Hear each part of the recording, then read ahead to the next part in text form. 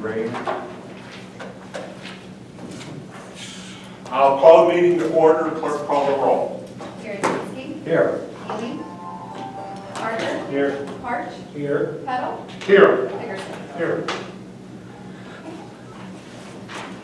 Okay, our first task is to allow for public participation. So if there's any member of the public that would like to address the committee, it would be appropriate to do so at this time. Any particular place to stand, sit? What do you prefer? I know this kind of hits in one area. It's, I think, you know, actually, Mark, I think that maybe if you stay there or you come to this side up closer. however it's been heard, so, because Well, I think it's good to. Okay, all right. That's the first thing I want to comment on is the quality. I appreciate the fact that we are recording the videos now. It's very much appreciated. From a public perspective, though, obviously the public, if they're going to listen to these meetings, they're going to listen to them on a time delay when they're finally published on the City of DeKalb website. The issue I have is this room is somewhat echoey. And especially with the microphone back here, and you guys up here, I don't know if there's some sort of way we could possibly set up a microphone somewhere in the middle of the room so it's actually by the committee to pick up the audio to get onto the video. It is very difficult to understand. It sometimes sounds echoey, and some people talk with softer voices than others, so it's very difficult to hear. So from a public perspective, I think it would be feasible if we continue to have these meetings in this room to somehow maybe have separate microphones in front of each of you or something along those lines so we can hear. We do have a second source of audio. Okay. And we can check to see if it's better. There's audio that points both directions right behind Right. this group of people. Right. As you're speaking right now, I am hearing somewhat of a reverb off the walls here. That's just the nature of this. No, I'm not. And you don't get that so much in council chambers. And I was going to also kind of encourage the committee, if perhaps we can look at the possibility, I brought it to your attention in the past, to maybe bring it back to the council chambers where it could be viewed in real time and the sound quality is so much better. On the subject of some of the actual items that are up for discussion tonight, you're going to be discussing the property tax, and recently there was a memo put out, and Molly's familiar with this because I brought it to her attention via email, that there's a lot of talk regarding the upcoming property tax levy, and something has been misspoken over and over and over again, and from the public perspective, I'd like to point this out. I don't know how many of you actually call the assessor, but every single property within the DeKalb taxing district will face a 4.03% increase in its levy.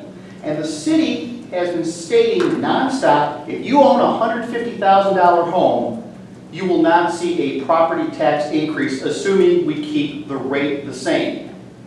And Molly said over and over again, members of the council have said it over and over again, if your house did not see a property tax levy increase, if it was not assessed higher, you will not see a increase as far as the rate goes. You'll be paying the same rate. Well, everybody's going to pay the same rate, but you will be paying a 4.03% increase. It's an across-the-board levy increase amongst everybody in the city of DeKalb. The assessor said it himself. Did any of you bother to call the assessor to find this out? Because the phraseology saying that if your home did not see an increase in its EAV is false, because every home has an increase in its EAV. So when we're looking at these numbers here, the city automatically is going to reap a 4.03% increase off every single property tax, or every property owner in the city of DeKalb. Automatically. So when you say the owner of a $150,000 home, that owner is now the owner of a $156,000 home in the eyes of the assessor. So that's an automatic 4.03% increase. So I'd really like to see, under full disclosure, when you guys bring this up and you're talking about the property tax rates, build that into the equation. Let the homeowner know, yes, your EAV has gone up 4.03%. And again, I stress, it's across the board. That's basically my comments regarding that. I just want truth in advertising. Mark, first of all, I would caution you to be very careful with the language that you use, because nobody's levy went up. The property tax levy is what the city sets as the total amount of taxes to be Right, I collected. understand, property tax value, so when you're looking at the value of the home, okay. right, and I Fair, understand, I totally enough. understand that, Mike. Okay. And second of all, we haven't talked about rates at all. Your point is a very good one, to make sure that in the process, that we recognize that if the rate stayed the same, Right. and everybody got the across-the-board increase, and Correct. I know In that the what EMD. I know what you're saying with respect to the appraisals, the assessments. Correct. That it is true that if somebody were to keep their assessment at the 4% increase, that if we were to charge, the city were to charge the same tax rate, they would see a 4% increase in their bill. That is accurate, Okay, and we. let's just need- make sure people know that when we discuss this going Right. forward. Absolutely, that's fair. And that's all I have, I just want to, for clarity purposes, so. Okay, thank you. Anybody else? All right. Normally, we do return to this after the discussion. We do allow another shot at comments. Okay? All right. With that thought in mind, let's move on to our next agenda item, which is the property tax levy overview. I'm going to turn it to acting city manager Talkington to tell us what has happened since our last meeting. I was at City Council, the committee of the whole on Monday, going over the options with City Council. The favor of the council was to keep the same rate to address our kind of Mark Schabbat and our public participation. What he's referring to is the state applies a multiplier when they feel values are assessed differently, not as equitable throughout the state. So in DeKalb Township, which is one of three that the city of DeKalb is in, it is the main township we're in. The state assessed a 4% multiplier. So he's correct that the DeKalb Township will have a multiplier on the properties. But what that's saying is the state is saying the value of your home is 4% less than what they're seeing on a state level. So essentially the property in DeKalb Township are undervalued compared to other areas in the state. That is kind of a, because they do general reassessments of property every 4 years. Molly, I gotta stop you right here, because the state can't apply a multiplier to an individual township. If it's being applied to an individual township, that's a county multiplier. The county is saying that DeKalb Township is under assessed relative to other townships in. So it's based on the state. No, How it works it never gets to the state level. It's very unusual for there to be a state multiplier. No, it's right, it's the county multiplier. No, but what I'm Based on saying the is, state. it's, no. The county, okay, this is probably a useful exercise, so, okay. So in DeKalb County, the assessments are performed by township assessors. Okay. The township assessor utilizes market studies and other factors in order to adjust those assessments from year to year in a non-reassessment year. Each year, those assessments go forward to the supervisor of assessments and the board of review. If it is found that there is a deviation, there's a range that they can be in. If there's a deviation, then there is an intra-county, within the county, multipliers are applied to individual townships to bring them into compliance with the countywide study of values to make sure that each township is being assessed at the best estimate of 33 1/3% of market value. If a township is underassessed, according to that study, then there will be a positive multiplier. So anything above 1 would be a positive multiplier that will raise all of the assessments within that township up to the level. And in this case, it appears that there is a 4% intra-county multiplier that raises the assessments within DeKalb County 4% over what they were last year. In DeKalb Township. DeKalb Township. So the other two townships that are in the city of DeKalb, their multipliers 1, so their assessment values are right at the comparables. All right. So in DeKalb Township, if your home was valued at 150 last year, it will go up 4% value to the multiplier, but it's not a permanent assessment. This is kind of I was referring to like the mid-year until they do the general reassessment, which is next year. They'll do a general reassessment and everyone's properties will get revalued then. Then they'll look, the county will look at the multiplier and see if a 4% multiplier is needed, or they'll go back to do 1 Well, in the reassessment year. that's actually misleading, okay? And I want to make sure the public understands, okay? What will happen is all of the properties will be reassessed. Next okay? year. Next year, they will be reassessed for the 2019 tax year payable in 2020, Right. okay? And when that occurs, then there will be a new study that is done of market rates and coefficients of dispersion and all of that stuff. And then the county's assessment will be, the township's assessment will be compared once again to what the county is seeing for that year, or, well, it's a combination of 3 years. And then there will be a new multiplier. There will be a new multiplier that's applied. They're never going to go back to the 1.04.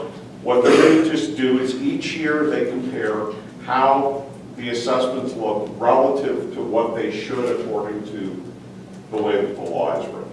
Okay? So it is, this assessment is what it is, and then each year they will go forward. The difference is that, and this is very, very important, when people see in the newspaper that their property isn't listed, because if you're only increasing or decreasing because of a multiplier, your property doesn't get separately listed. And so there would be a very easy way for people to think that nothing changed with their assessment because they didn't read it as one of the assessments that had been changed in the newspaper. But indeed, their assessments on average will go up the 4% because of the multiplier, but that's not covered by a need to report those properties individually through a public notice, nor will you receive a notice of that increase in the mail. I don't think we were. No, I'm just making sure that we're clear, because it's very easy to be under the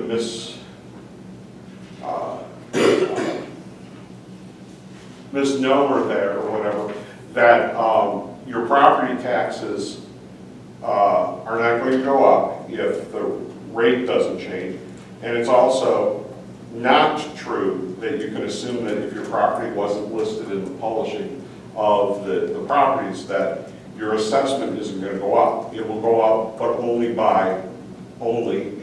I don't mean only in terms of magnitude, I mean only in terms of factors, that it will only go up because of the application of the multiplier, which again, that's a pretty large multiplier, 4%.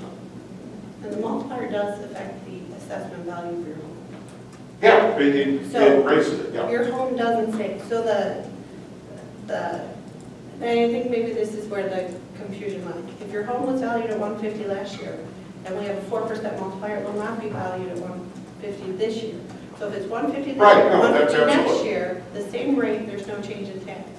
But with a 4% increase, you will have an increase in the dollar amount. The Right. rate remains the same. Absolutely. Because if the assessment value of the home stayed the same, then your tax bill would stay Right. the same. All right. That is what city council, they're keeping, the consensus was they wanted to keep the same rate. So for that base levy we had talked about, where it was the pensions and any portion if we pick up IMRA, that and the debt service was the 1.22 rate. They're targeting keeping the 1.22 rate. the same.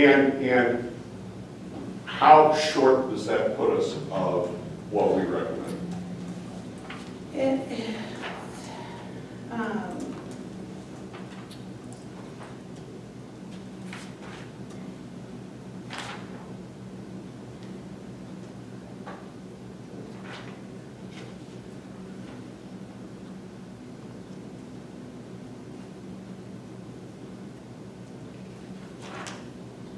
Um, about $500,000, but it helps fill the budget gap. The solution FAC proposed would have added, or would have shrunk that budgetary gap about $290,000.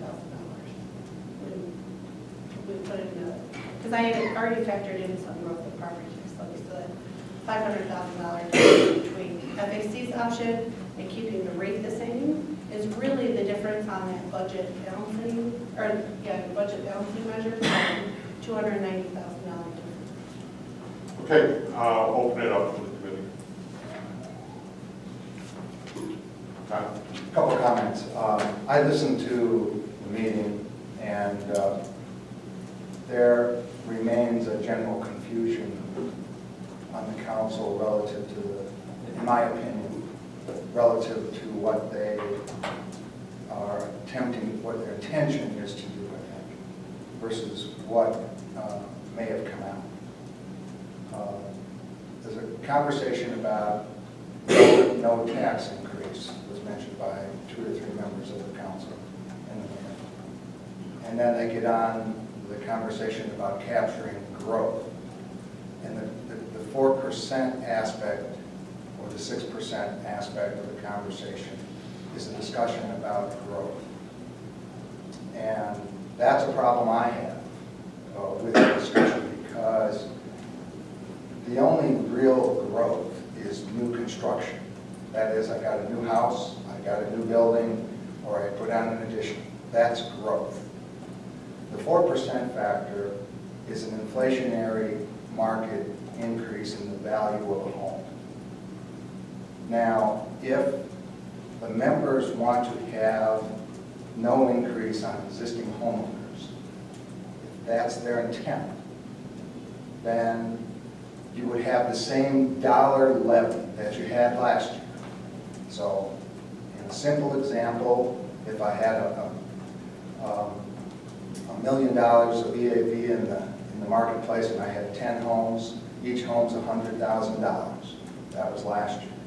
This year, if I want the same $1 million coming out of my EAV, if I want to capture the same revenue on those 10 houses, I have to keep the dollar amount the same. That's how you get no tax increase on existing properties. And in the past, that's what we did. For a period of time, that was the council's direction because of the recession and huge impact on negative property values. Now, when that happened, if the property values fell 30% over 3 years, which they did in 07, 08, 09, they fell 30%. The rate went up 30%, right? I kept that. I kept the dollar amount flat because I needed to pay the same amount of pension or even a higher number. But if you keep it flat for those 3 years, the rate went up 30%. Now, if my house goes up 30% today, right, the rate's going to go down 30% if I keep the same dollar amount. So I thought the conversation was very confused at the council level regarding what is termed growth. And I think that is a misnomer that should be corrected in our discussion, or a presentation of the discussion. Growth is new construction, in my view, and if they don't want to have an increase on existing property owners, they would start with the same dollar amount as last year, add new construction, and that would be the end of it, in my opinion. I'm not saying that's going to be the recommendation of this group, but that's my base starting point, is what I would be recommending. I'd go from there, the conversation go from there. But the understanding is we're not capturing growth. We're capturing a marketplace inflationary increase, which is of little to no value to the homeowner until they sell at some point in the future. So that's my comment about the conversation, what I heard and what I thought was a difficult discussion to get back to. What is a no tax increase look like? You just keep them on the same. Yeah, no, the only thing that makes sense is that if you get this 4% increase in assessed value, keep the dollars the same, the rate's gonna go down. Right. That's what the only happened. way it works. Right. Yeah, if I could add one conversation, they had a lot of discussion about policy, and they were actually discussing establishing a policy for the intermediate term so they don't bump up against the current policy, which they don't get home on. So they were talking about establishing a policy that captures, keep the rate flat and capture this inflationary increase. But again, I think that's based on this concept of growth, which I think was flawed as an underpinning idea. So those are my comments. Yeah, no, I totally agree with that. And you're talking about a reassessment next year, is that's when the reassessment happens? So theoretically, you can get X amount of homes that are going to be reassessed higher. And there's some that could be reassessed lower. That's the way that a reassessment will work, correct? So I think there's two things. So one, growth is defined my way is differently than the way you're different. Right. And I include existing property and changes the value as part of the growth in the equalized assessed value, which includes the 4%. Right, well, So, that's part of an that- accurate statement, but it's not growth from an economic development standpoint. It is growth It's in, growth it is in growth in the yes. EAV, so that when you consider what the tax base is, it's growth in the tax base. Okay, that base may not be relevant, as Tom said. But there's two parts of it is, if you're targeting to keep the same rate, the rate is the output of the growth, Right. including existing. I don't care about rate. I mean, I didn't I care mean, about it that's when what I was that- on the council, when it went down 30. Unfortunately, they But targeted. that I know, and I think Yeah. as an FAC, my recommendation specifically on that aspect would be, do not target rate as being an effective way to manage this, because that's not what's happening at the homeowner level.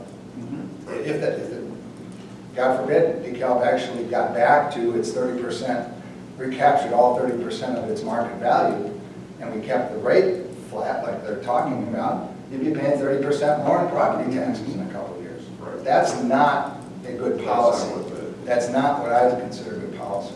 Right. Steve, No, I don't have anything. Ron?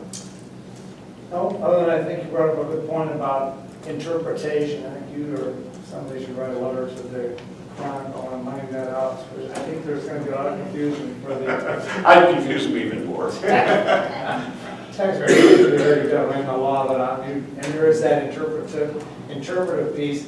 And you're right, people are saying, I don't get this. I can hear the calls to Yeah, the assessor. How can this? Because there's not a good. Well, I was kind of, I gotta tell you, I looked at my assessment in the last day or two, Yeah.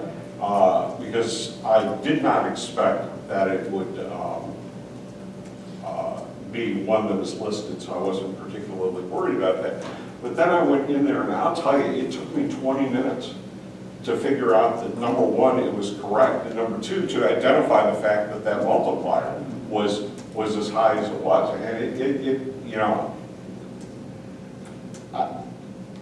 if it took me that long, you know, I would be, and that's no cut on anybody else, but if it took me that long, then the average citizen is really going to struggle, because I kind of knew what I was looking for, and it still took me, you know, 20 minutes to figure out, okay, yeah, that's okay. Bob? Fine. Well, I agree with Tom, and I think we all realize that the words and phrasing that we use are powerful and meaningful, and we really have to be careful how we talk about this, because the general public does not understand. They're thinking no increase, and that is misleading. We don't really want to be part of it, I don't think. So the recommendation that you guys gave was not based on rate. Your recommendation was based on the dollar amounts. There's different ways that the levy is addressed and what. This committee, you guys focused on the dollar amount and getting to the sources that you needed to fund. This is a different approach in trying to target the rate. And the other EAV growth for the city of DeKalb factors in those two other townships. So it's not just DeKalb Township. So it becomes even more complicated. And I never tell you property tax is easy to understand. No. Well, now,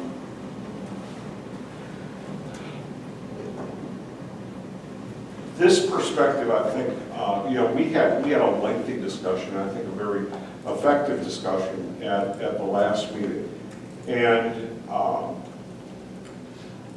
I want to go back to a few problems that I have with where we're at. That, as long as there is an informed decision being made and that everything is transparent and everything sees the light of day, then, the council is the policy-making body and they can make those decisions. I'm a little frustrated that they continue to ignore what have typically been pretty well-reasoned and pretty unanimous kinds of recommendations. Ultimately, they are the ones who bear the political cost, but the Finance Advisory Committee is here to try to provide reasoned, professional, diverse opinions about what's going on. And at the last meeting, we talked extensively about the levy and about theories related to the levy and how we could finance the levy and what that levy number should be.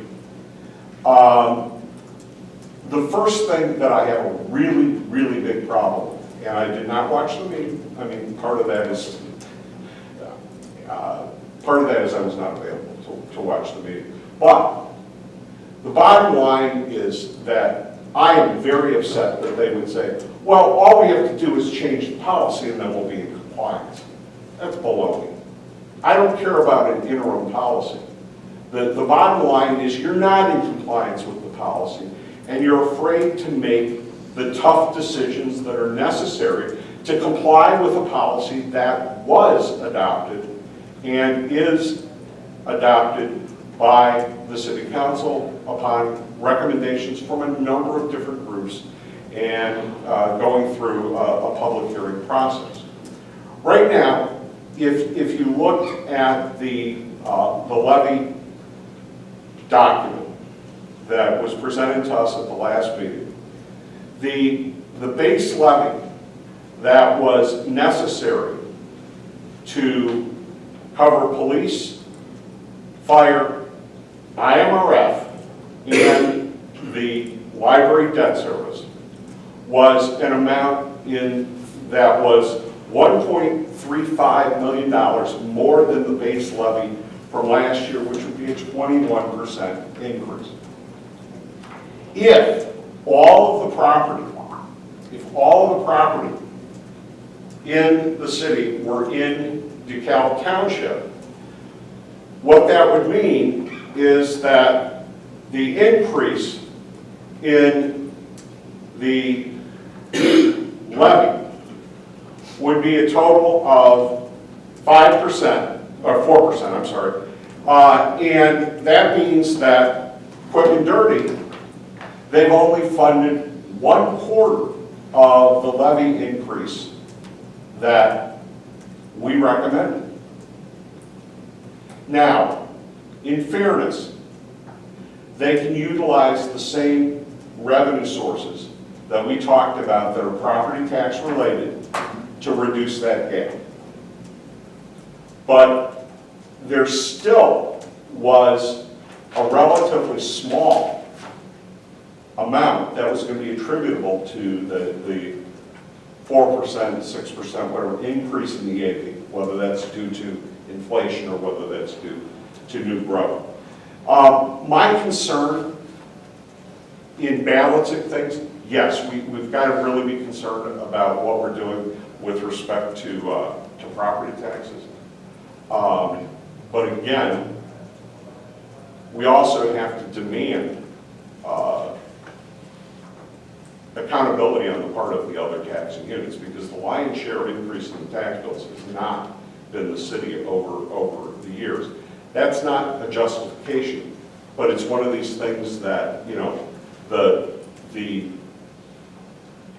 school district has come in a number of times and complained in the recent past about, what the city was using TIF funds for, et cetera.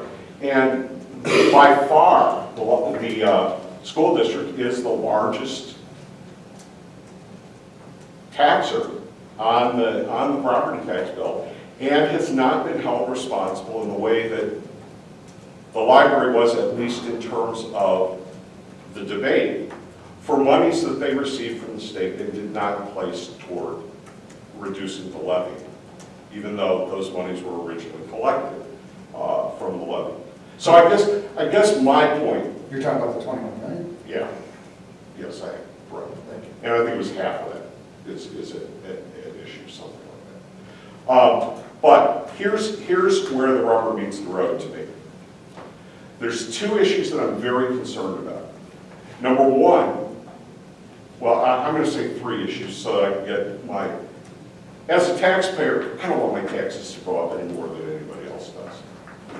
But I also don't want other costs to get imposed on me through the city because of poor financial management or poor aggressiveness with respect to getting our financial house in order. And what I mean by that is that the pension obligations are front page center with respect to Moody's and their evaluation of our debt. I fear that we are kicking the can again with respect to pensions and not going to fund everything that we need to fund through a reliable pension source. I mean, we talked extensively last meeting whether the additional revenue that we thought could be put toward pensions, taken out of other things, but property tax related, whether we could get Moody's to accept the fact that we were paying for the pensions out of property tax related revenues, which would be reliable, dependable revenue sources. Okay? Now, with the City Council's proposed action, we're going to be paying less and less of that pension obligation with the sources that Moody's would consider to be reliable sources. And therefore, the warning that we got, what's the precise term? A negative outlook. The negative outlook that we now receive is something that could convert very easily, not a scare tactic, because they did change it, to increase the cost of borrowing for the city. And there is borrowing that has to be done. Not new borrowing, but if we were to go out and refinance any of the existing bonds that we have, we're going to be paying a higher cost. Second of all, with respect to that, the bottom line is that our actuarial numbers are going to begin to look worse and worse from year to year because we're not covering that in an effective manner where, really, if you want to do this correctly, you really would try to prepay some of this to get that pension debt down. And you can't depend on something changing. I mean, the best thing that can happen is that we get true growth. If we get some true growth, that's going to decrease the tax price of a lot of these things. So, I can live with what the council does, but I think that just the discussion that we've had indicates that maybe some of that might be short-sighted in terms of not really saving the city the money that they think might be saved. And it also might have a source, as Tom talked about right away, it might have a source that isn't real growth. It's nominal growth, which helps with home values, but you really don't capture that until you sell the house.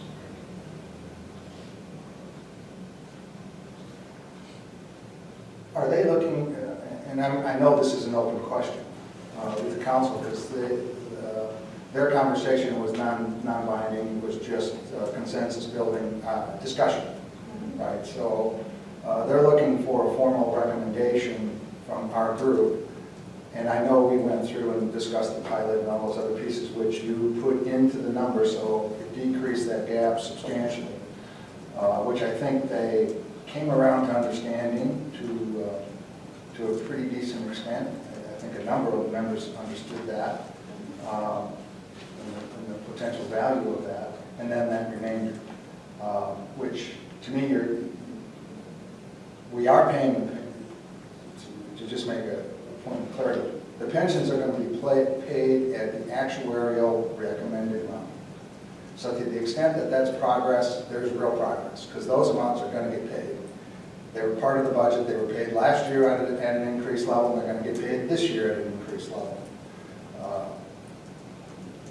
How you're funding them now is partially made up by pilot and those other things. You still have a gap, but it's a much lower gap than it was a year ago when we had the same conversation. So there's progress made there. As an FAC member, I understand the policy aspects. Can I recommend that we pass a 15 or 20% level increase in property taxes to what I think is what you're suggesting would be necessary? I can't support that. I wouldn't support that. No, and I think, and what I wanted to interject, Tom, is that what we did last time, okay, reduce that gap, and I appreciate Molly giving us the exact figures, okay? So when we started last week, last meeting, I'm sorry, the gap was $1.35 million, okay? Through the actions that we suggested at the last meeting, instead of $1.35 million, the gap was reduced by what we suggested with no direct costs to the taxpayer in terms of property taxes or anything but existing revenue, okay? We reduced that to $523,000.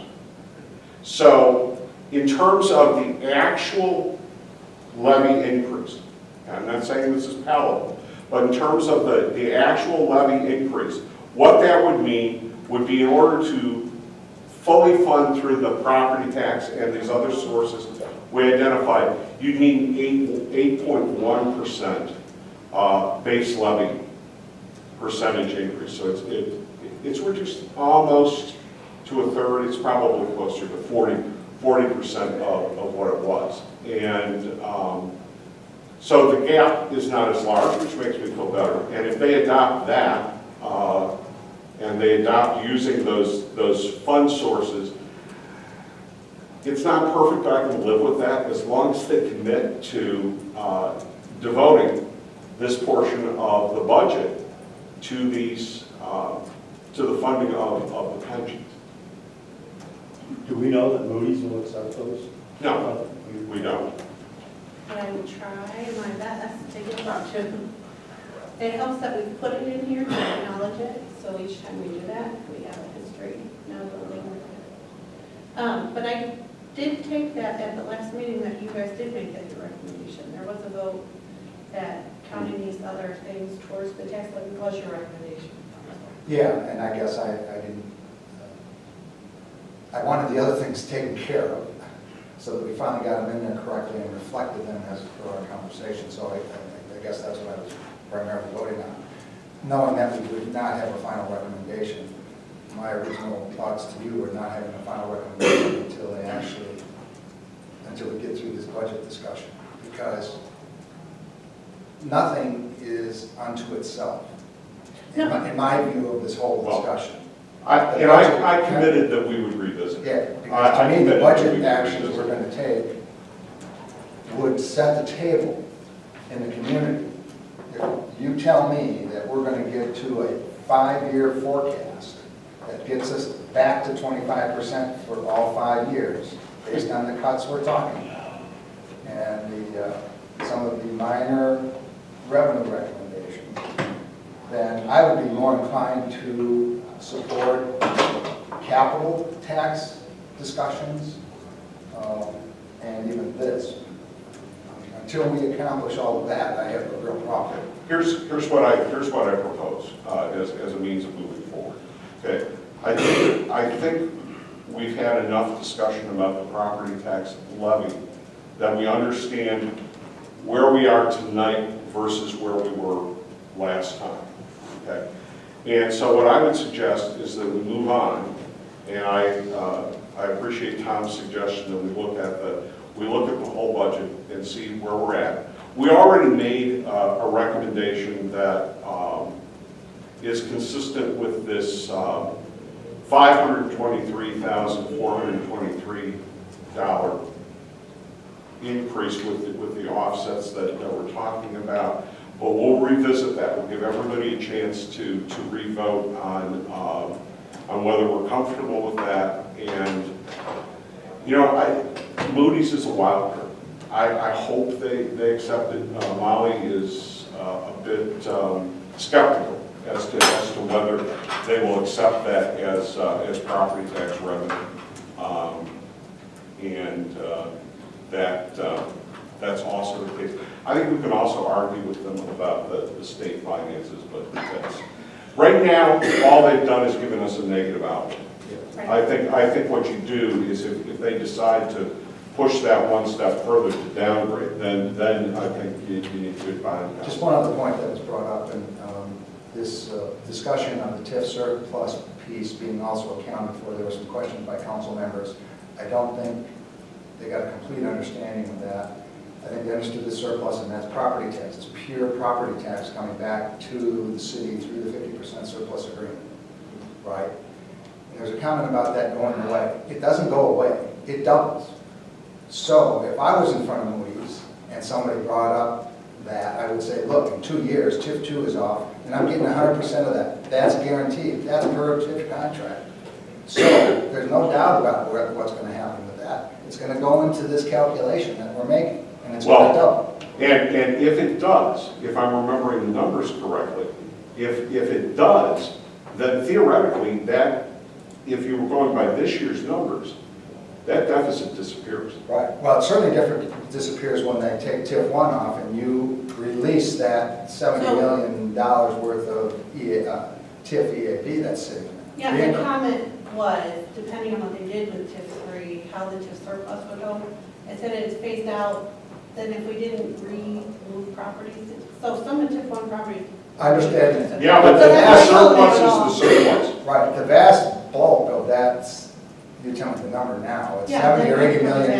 sure. It's coming back, we're gonna get all of that. So if I'm in front of Moody's, clearly that tax revenue is coming back to us within our 5-year forecast. So I would wipe out that whole negative comment right there, because that's not a go-forward situation. And then And this is now zero. Those are the two that I think are the most, that one and the water pilot are the most easy to explain, Yeah, because literally, They're big pilots payment amounts. move taxes, right? The surplus we know is property tax. The one where I'm not so sure Moody will take our thoughts on is the fire and EMS. I understand. But the That's- surplus alone doubling will take care of your And we debt. went over that with them when we got the negative outlook, because I was explaining how the TIFs were coming off, and that would come back to the tax base, but we still ended up with a negative outlook because of the, essentially, I think the changes that were made with council, and you guys were into the actuaries to lower the rate of return assumption, and, you know, then we went to the entry age, and we made some changes to the mortality tables. While they're good in the long run and will be beneficial to the city overall, it brings our percentage of funded down in both of those who was, reports. And they take that percentage of funding as a high value.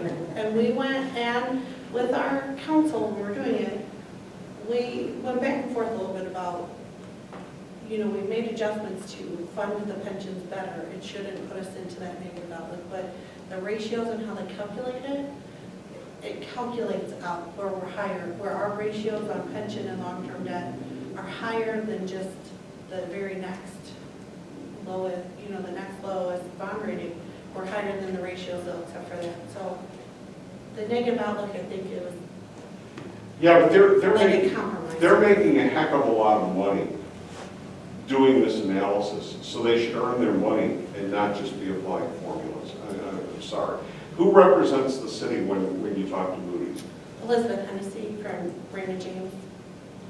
So it's actually me, the Assistant Finance Director, Bob Miller, on the call with them, with Elizabeth Hennessy, providing input there, and we went back and forth. We have time to review, ask questions. Can we get a face-to-face with them? I think, Just on the phone this time. I know, I think it's, you know, I think you can. We did, it's been done before. No, and I They do think, that for a regular review. Yeah, for This a was bond just a issue. surveillance review. right, understood, okay. So I did try to argue. Uh-huh, I did try to Yeah. argue to keep us there. okay, fair enough. All right. Can we move on off of the levy for now? All right. Yes. Okay. So next, we want Can I ask one more? to, sure, please. How does the city of DeKalb, are we seeing, is there a lot of negatives, outlooks in the state of Illinois? I think it's just being in the state of Illinois, a negative outlook. That's one factor that gives us It's a a major downgrade. factor. I don't know how we're going to get away from that. You're not, you will always have the state of Illinois factor unless the state manages to significantly improve their finances and their position. How much it weighs on your rating can change year to year. So, Well, like thank you. NIU, I think it actually helped them because now the state passed the budget. Well, not the mystery loves company, but I don't think we're alone. We're not. Well, I'll tell you something, though. The Chicago Tribune did us no favors today. They singled out Northern and DeKalb, as well as Western, Eastern, and Southern, I think it was, as basically not having a city that's capable of supporting a university. That was their point. They said, you know, U of I and UIC apparently is gaining, and it's because Chicago, they're gaining because they're in a big city. So, you know, I think they were jumping a little bit, but anyway, somebody will see that report. All right, so let's move on. Let's talk about the general fund budget balancing measures. I think we should start, even though it's not the survey, I think the results were particularly interesting. And everybody went at this without a, you know, any discussion or any common background. And there were a few consensus items. Unfortunately, those were not necessarily the largest ones. And so, you know, I will post this Yeah. out as part of the FAC packet, it's just because of the timing, I didn't have it in the FAC packet. So the public doesn't have a copy of it right Oh, it's not on the agenda then. now. No, but it's part of your budget balancing. Yeah, So I'll Okay. put it in I there. got it. yeah, I see what you're saying. But we have it here, right? Yeah, I emailed it to the group, it was just the turnaround time of getting it. All right, so there were about 35 items. Isn't that right? All right, so I'm just going to pull up my copy, and we'll go through these in order. Unless, is that the will of the committee to look at these? That's fine. Yes. And I will try to make these clear for those who are watching, so that they can relate, once it's posted, they can relate to what we're referring to. Can I get just one overall comment? Yes, Yeah. please. For the good of the order, the question I asked Molly before everybody was here was, if we adopted all of the recommended items, which are the revenue pieces in the front, plus all the cuts that are made, will we generate a $1.7 million reduction? And the answer was yes. Okay? So that number, adopted through the 5 years forecast, you modeled that into the number, and at the end of 5 years, we still had a 25% fund balance, is that right? Correct. Okay.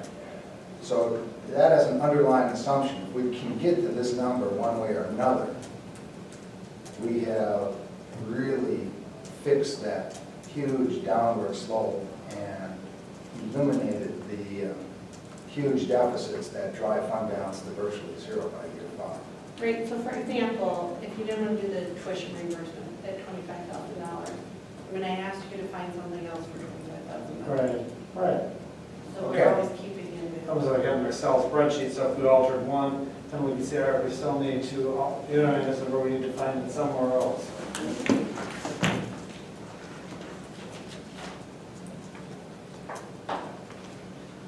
Okay. All right.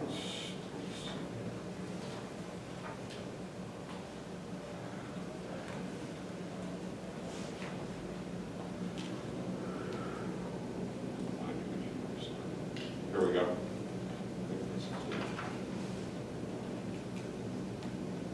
Yeah, okay. All right, these relate back to the memo that was in the last, It was in this packet. that was in the packet from the last meeting and also included in the packet for this meeting. So these should, I think, go in order. So the first question was about increasing the ambulance fee, which could generate $311,400. And there was not a no vote to that.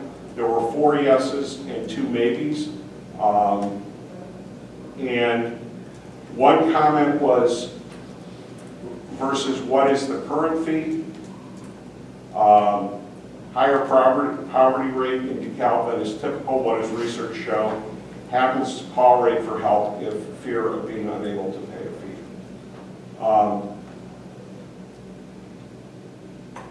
Discussion? Eric, I'll let you interject as you feel appropriate. I mean, this is a building, and this is based upon a rate of return on the building. And so it assumes that there's a certain amount We do write that them will not all. be collectible. That was the question I had, do you write them all or not? Take them So we go all? through. I mean, I agree that's not what we want. I asked the comment, and I was gonna look it up when I did, what happened, I'm just curious, is there any difference, maybe there's no difference, because people know they're not, but like, Well, you that tell would be them, a quality of life thing, Yeah. would people be afraid to call, are you trying to get, and, you know, when they're from across town, people come over and get, yeah. no, we tend to collect, typically, if you're insured, the insurance company pays it and there's not Yes, a yes. strong battle back and forth. And the $1,800 is working with Andres, that Okay. seems to be a fairly acceptable amount to the insurance agency to get too high, they will. And they will call pay, but it's not, yeah. So okay. if you call, if something happens and you don't have insurance, we'll attempt to collect, maybe we'll collect partial, maybe we don't collect it all, but we do have a history of doing some soft billing practices. Now, let me clarify, Chief, this fee is only charged for transport, is that correct? That's correct. We have another fee that's charged for non-transport, Okay. which is much lower. Okay. And like I say, a lot of these is depending on what type of insurance you have. So for example, if you have Medicare, Medicaid, you're not going to pay $1,800. Even though that's our charge, you're going to pay what the assignment is. I don't think in general the people have any idea what the ambulance fee is. They need an ambulance, they're gonna call. Right, and the only time that you really start running into trouble, and it's a matter of resubmission, is most insurance will cover an ambulance fee if it's an emergency, and they define what a medical emergency is. So it's not a taxi, and that's when you begin to run into problems, and that's not all bad. That's not all bad when you're trying to, you don't want people in an absolute emergency to not call 911. There isn't a lot of evidence that happens for partly what Steve has said. But if there are people that are used to calling an ambulance to utilize for other than medical emergencies, this may be something that is a deterrent to those kinds of calls. It's not a reason to adopt it, but, Did you have? No. Oh, okay. What do you think? Should we go one by one and endorse? Yeah. Okay. All right, do I have a motion to endorse the increase of the ambulance fee? Second. Further discussion? I guess we should probably call the roll. What do you, call the roll? Yeah, we'll call the roll. Karazinski, Yes. Amy, Parker, Yes. March, Yes. Hess, Here, yes. Anderson. I'm here. Yes. Not present. Okay, motion passes without, motion passes 5-0. Okay, restructure the fire alarm fee. Now, this one's a much smaller number here. It was 5-1.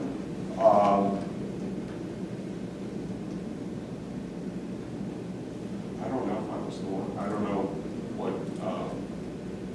I don't know who was who. yeah, no, I don't either, no. Is there any concern about this one? What's the amount we're talking about?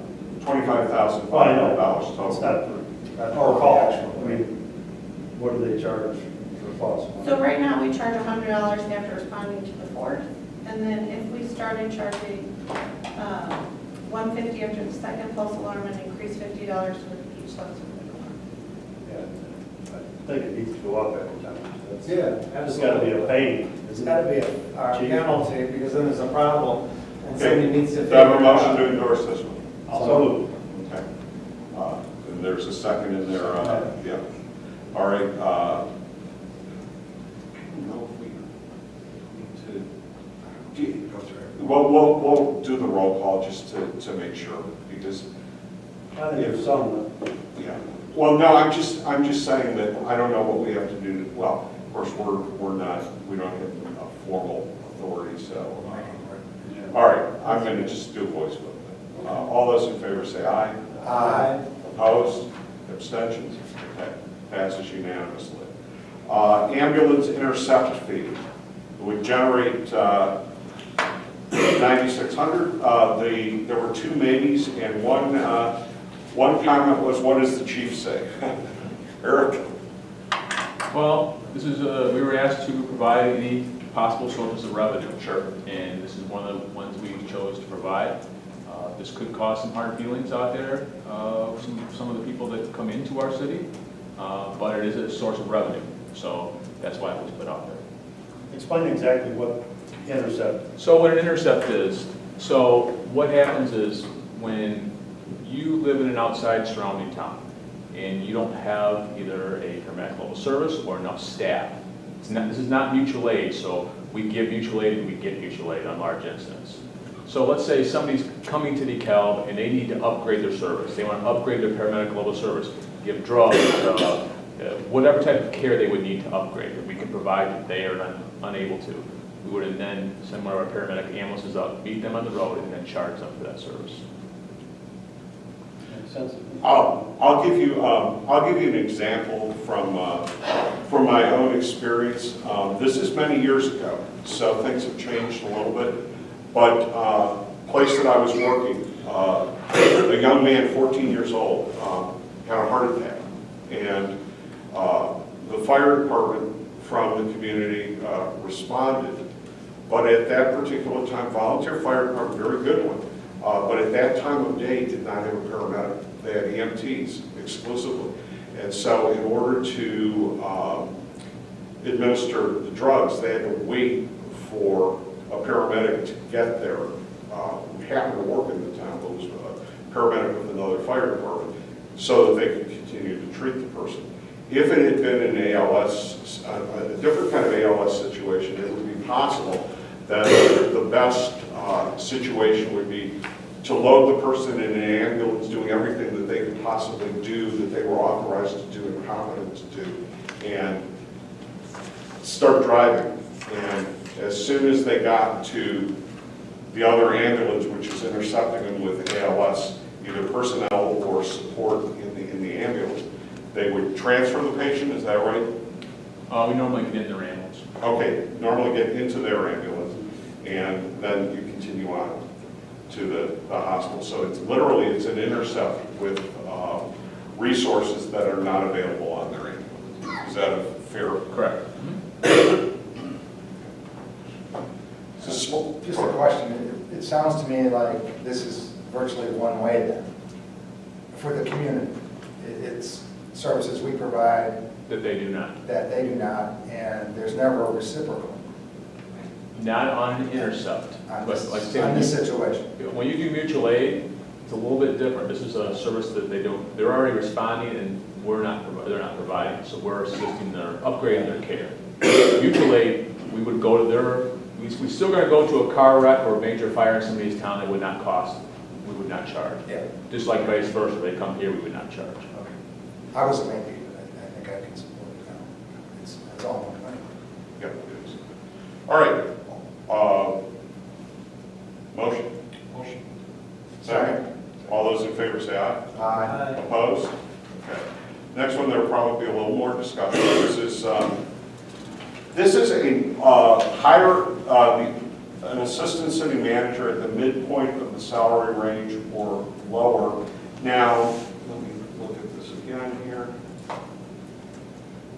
So, all right, so this would cost $21,850. Well, No, it's lower. all right, so you've The got. vacated, Now, hold on, Molly. Let me look at this, okay? Then we need to create a chart, okay? Because this is in parentheses, okay? So in parentheses means that that's a cost. Correct.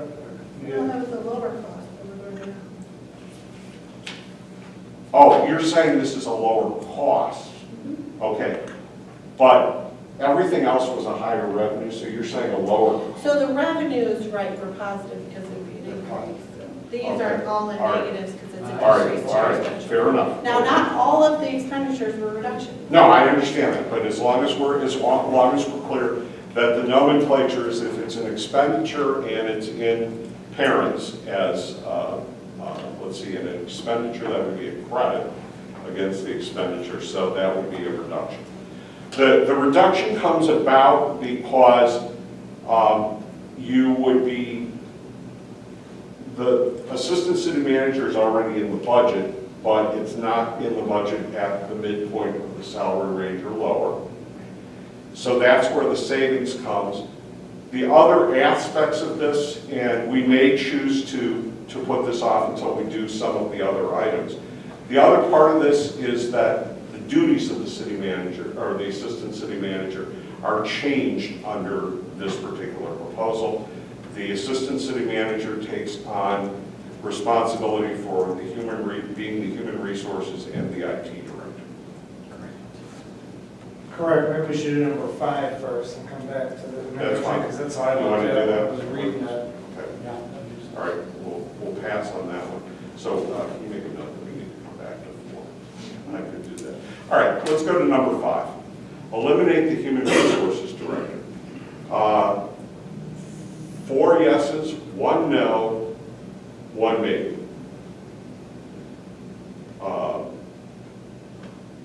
I was the no. So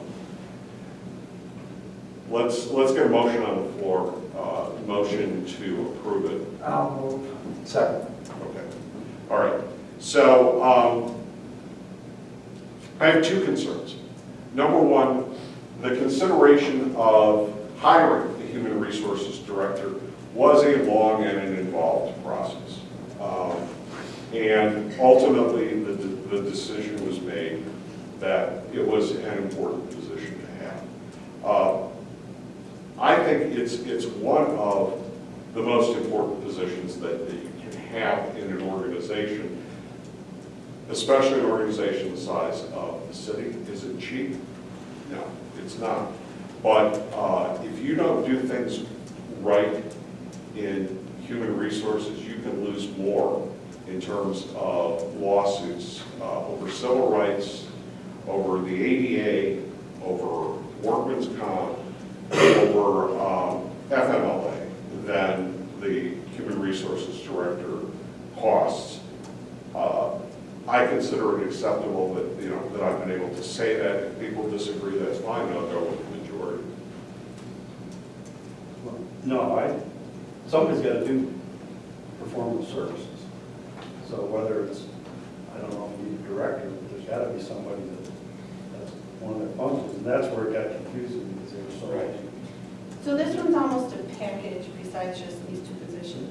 Right. It was taking out the HR director and the IT director to have them realigned to an assistant city manager. And then that position would be doing the HR director function and the HR director, or IT director function. So Yeah, if that's- you want to keep one of these positions, you need to reevaluate how that. Yeah, I didn't think I triangle of understood, positions- I understood that this was going somewhere. I'm with you, it's like, it can be a bad thing, having gone to labor law.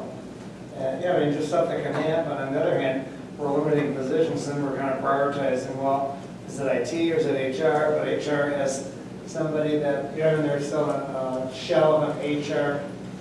You know, a lot of companies for years never had HR. Most of them now do. You know what I mean? I remember when Kish didn't have it, they have one. I worked at Rosecrans, they didn't have one. Now they do, and there's so much more to that. I thought ideally you'd have a person that was it was a wonder person that could do IT and then Monday through Wednesday afternoon, and then do HR.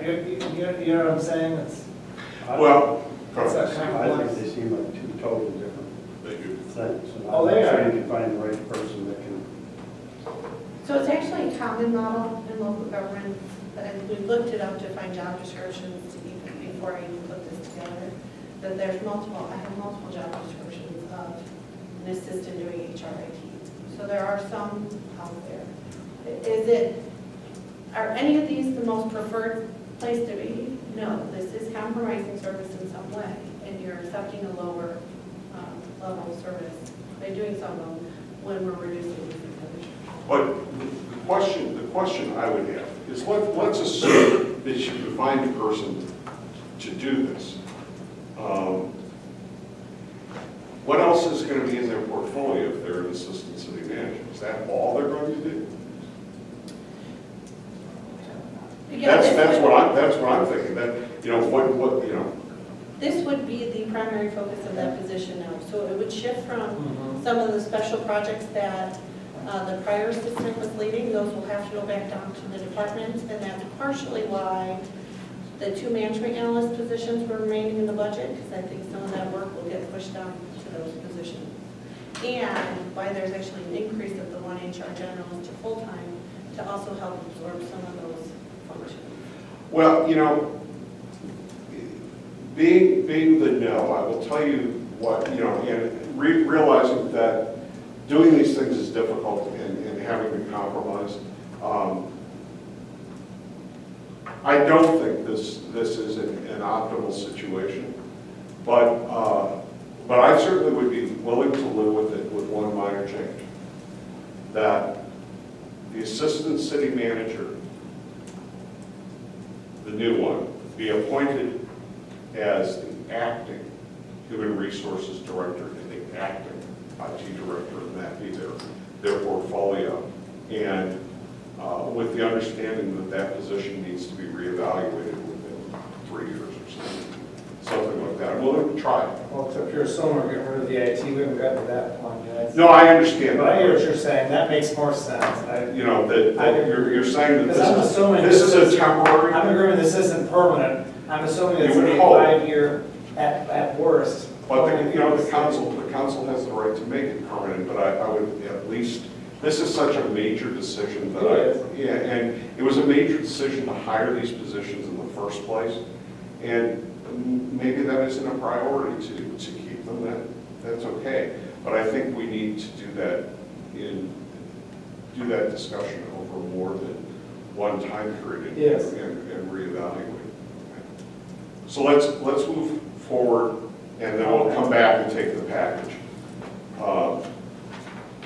We already moved now. Well, yeah, let's So it's just, well, withdraw, just Or withdraw. withdraw, I mean, okay. All right. Eliminate the human resources administrative assistant. This one's 222. This one has essentially been eliminated. The person that was in the position took over as the admin assistant in community development. And it was a So this position is- that had 18 hours a week, so it was minimal support. And she did great, that's why we were able to move her to the other position, but the need was more in context, so we've already made this. So essentially what this is don't fill vacant human resources administrative assistant. Correct. Hand in hand with everything else. Yeah. Yeah, that makes sense. Package. Yeah, no, it does. But what I'm saying is, I think it's important, there is a psychology here, and we'll run into this a little bit later. The psychology is nobody's losing their job. Okay, when you say eliminate this position, nobody's losing their job. We're not filling a vacant position. I'll tell you the two that are filled. So on most of the cases, it's not a filled position, there are two that are Right, filled okay. positions. Increase the human resources generalist from part-time to full-time. This is a backfill. So the part-time position is currently filled. This is recognizing we need more capacity in that level, especially if the HR director position is gone. So the question I had at that point was, when you're said and done with the restructuring, how many HR people do you have? Two dedicated, two HR general, Two full-time, HR general. and how long have they been there?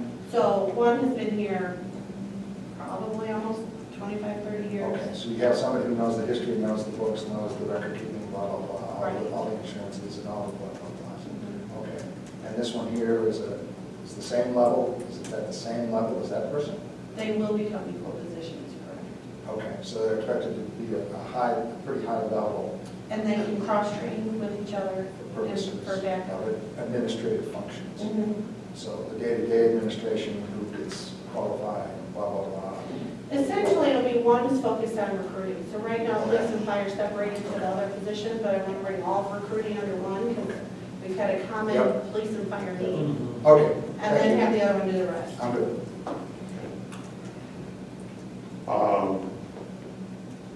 Eliminate the IT director. This one, there was one yes, 4 no, 1 maybe. Question? You say we're not actually eliminating the person. Now, Yes, this you one are. is- This one we are. Okay. You're actually eliminating the Oh. person. Yeah. This is a filled Because position. the others say eliminate, but we're not. Eliminate, but we might. Right, there is not currently an HR director, but there is currently an IT director. So this would actually, I said no to this only because IT changes, we talked about this last time, every few years. I think that's very short-sighted. And given all the other stuff I was agreeing to, I thought, don't get rid of IT because you're really strangling the city. And to me, it's as much a priority as HR, but the difference is this has a much higher term on ADA laws and all that change every few years, but this stuff can change overnight sometimes. When you put the city in a position where it's in information, well, if they're dealing with 5-year-old, PCs and 7-year-old software, then we'll be looking at a person, not a problem with it, So I voted no on this.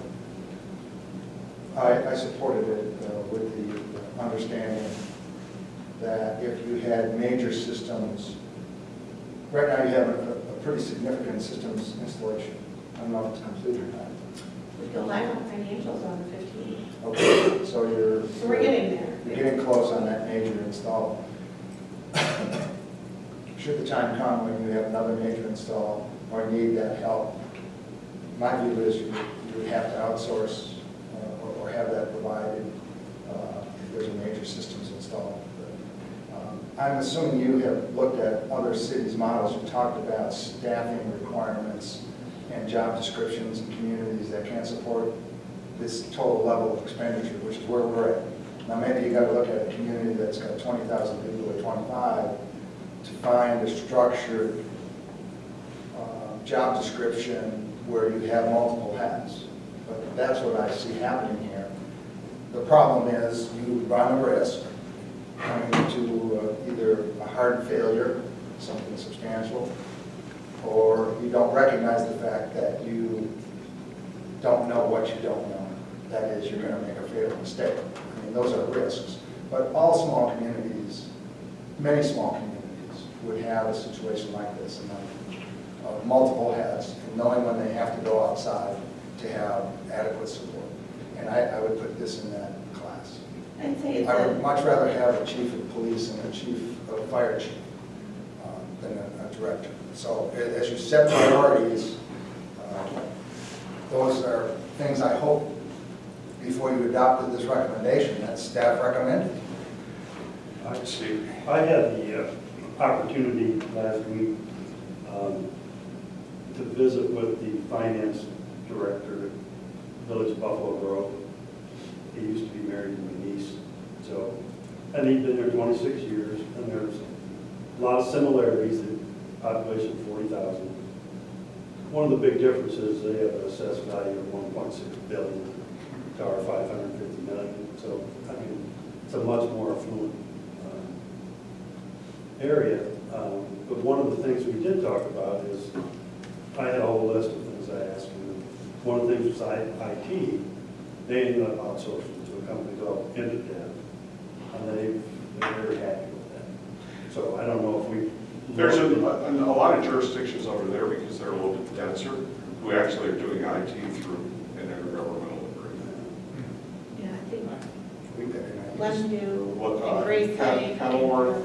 Yes, I agree with We've got that. NIU Manchester, who do nothing but think about these things. Yeah, but you don't have the same Understand? commitment. You know, I do have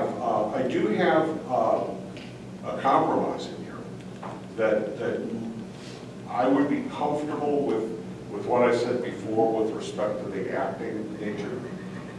I would feel much more comfortable if we did not accept the savings from the hiring of the assistant city manager.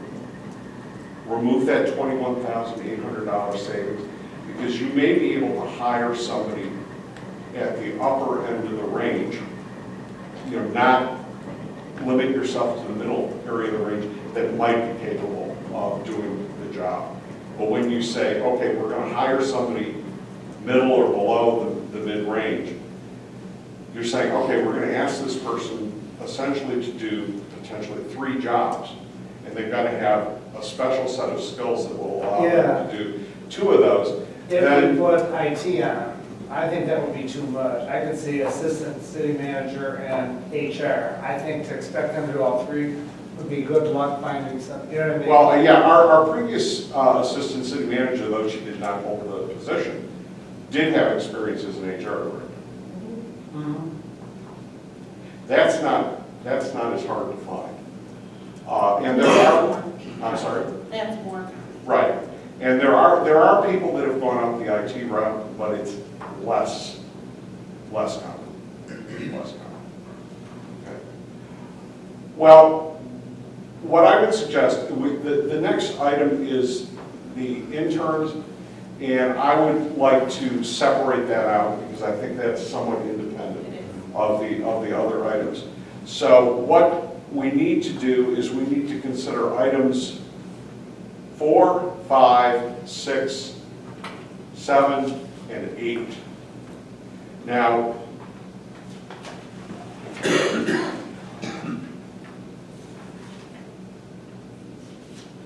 I think that because we have no restrictions as to how we make the recommendation, I'd like to see if what do you want to vote on first? I mean, go ahead, Tom. I would suggest we vote on the package. Okay, Just the way you outlined the whole package, And get it on, and then we can discuss it. including the savings on the city manager. it. Just the All way. right, do I have a motion? So moved. Second. Okay, discussion. Wait a minute, yeah, we're voting on a package, 4, 4, 5, 5, 6, 6, 7, and 8. As is. As is. I thought we were talking about all these looking at changes, so then what if, From one by one? No, we can do that. oh, we're doing one by one. We can do that, okay? So we have a motion on the floor to do it as a package, but we can change that. I mean, some of the stuff, you know, I understand the reason why you would want to do it as a package, because some of the stuff is so dependent upon each But other. some of it's not. One's dealing with machines, one's dealing with people. I HR understand. is, and frankly, staff are the greatest resource I've learned through 25 years in an organization. All right. So I have a problem lumping staff with machines. I mean, Okay, so let's do this then, okay? Withdraw the motions. I'll withdraw the motion. Okay. Withdraw the second. I'll withdraw. Okay, all right. So let's take, since there seems to be some disagreement, there are three that are human resources ones together, okay? Can we take that as a package? yes. The three, all right. So let's do 5, 6, and 7 as a package, yes. I think we need a lot of input from Molly to let us know what she thinks, how many people she thinks is needed to handle all these responsibilities.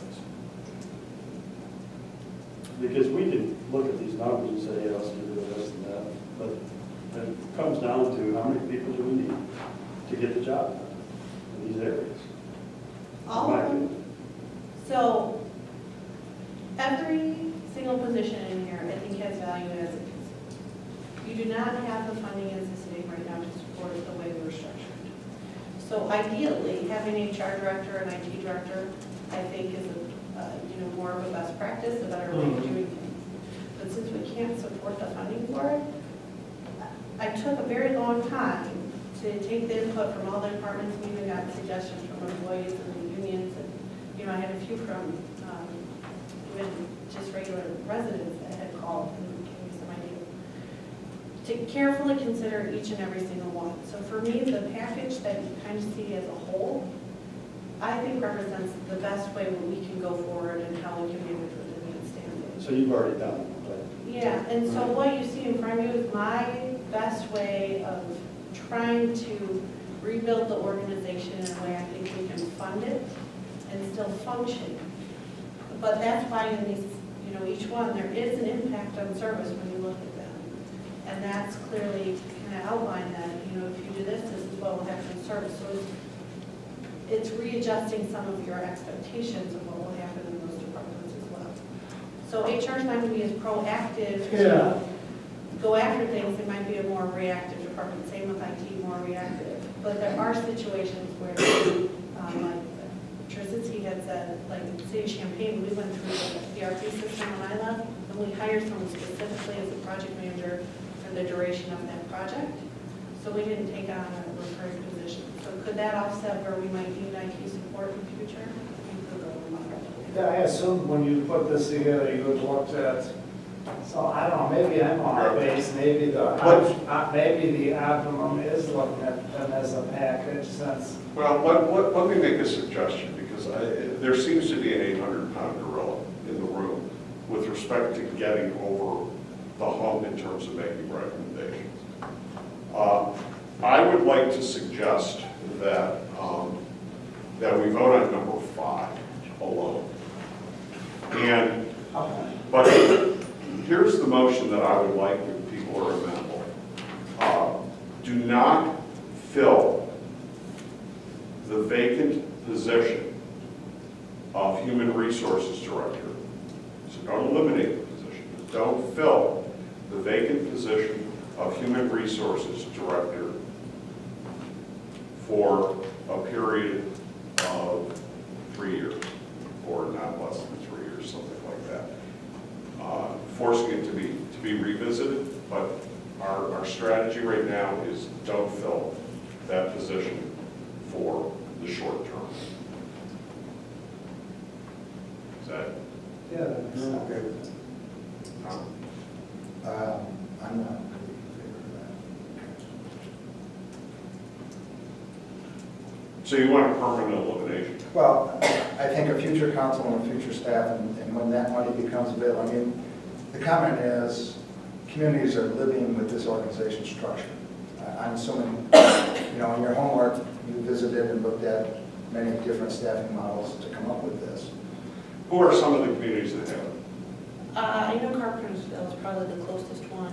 And There's quite a few. And how many of them do not have another assistant city manager? Oh, I didn't look at that. To see how many other assistant city managers. we Yeah, have. yeah, I mean, if this is a case where we're saying your only assistant city manager is going to be in charge of IT and HR. You're not going, you're giving up two to, assistants. I'm sorry. You're saying they have two assistants? Oh, some of them have Some three. do, but I'm pretty sure, Yeah, Bob, can you look? I think Carpentersville only has one. yeah, I think so. And I think Sycamore does. Well, they don't even have an assistant city manager. No, that's correct. All I'm saying is, when you got the problem you got, and you look at communities that structure this, they have to solve their needs for expertise through third parties. You have an attorney to do specific legal work, you may have to have a reference for HR But Tom, or That's- IT. remember, that's not, I carefully worded my motion so that it was not, or I suggested, what I'm saying is that you don't fill the I understand. position, I understand what you're okay? And so if they find, all right, I'll take the 3 years off. Don't fill the position of Human Resources Director, and then they can explore the options of, whether you want to outsource. You may need to outsource. We do have a contract for legal specifically for HR systems too, for negotiations. No, that's not HR, that's labor. That's very different. No, we have it for assistants for HR and labor. So Okay. we use it for both. Okay, instances. all right. All right, but that's rather proactive. Right, then that's what I'm saying, the change in this service is, we're not going to be doing some of those proactive policy. Right, you won't, yeah, you can't be But, proactive. I mean, the big unknown is we don't know who we can get to fill, if this goes through, who can fill the role of. But like you said, there's a lot more assistant HR people out there than there are, I mean, I would agree, I run into a lot of, IT may be much easier to outsource than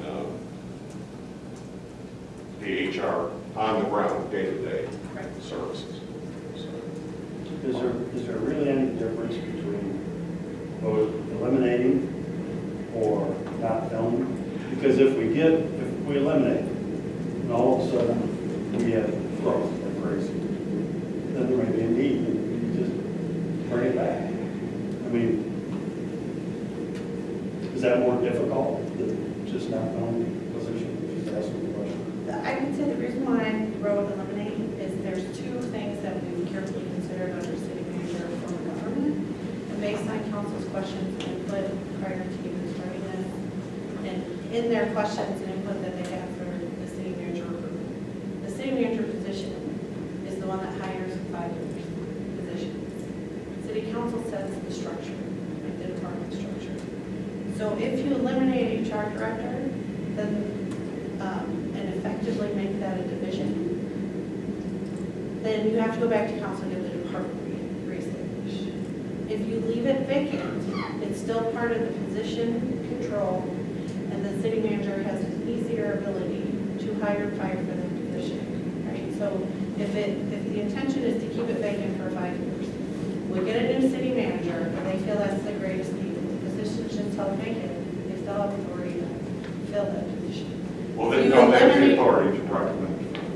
Right, but if you take the position away altogether, they have to go to council to reinstate that department. so I'd move we make 4, 5, 6, and 7 a package and then go to 8. 4, 5, 6, and 7. Yes, those are all HR and assistant No, city manager. well, and the assistant city manager. Assistant, yeah. I'm okay with that. All right, Okay with that? that's fine. You know, we may end up that the person only has HR responsibility as long as if we vote now on the IT. Does So- everybody understand that? Yes. Okay. What was the package? All right, 4, 5, so 6, and 7. 4, 5, 6, and 7. all previous motions are hereby declared out of order. Do I have a motion to approve 4, 5, 6, and 7? I'll move. Second. Okay. Any discussion? All those in favor say aye. Aye. Opposed? Okay. So now we're down to number 8, which is the IT director. Do I have a motion? So moved. I'll second. Okay, discussion. I'm not certain what the IT director does. IT director in charge of the website, They leave, yeah. But there are, 911, the 911 and all the, so there are some other, I'd say subject matter experts in the department. So ultimately, IT is in charge of the servers, the data, making sure things are running.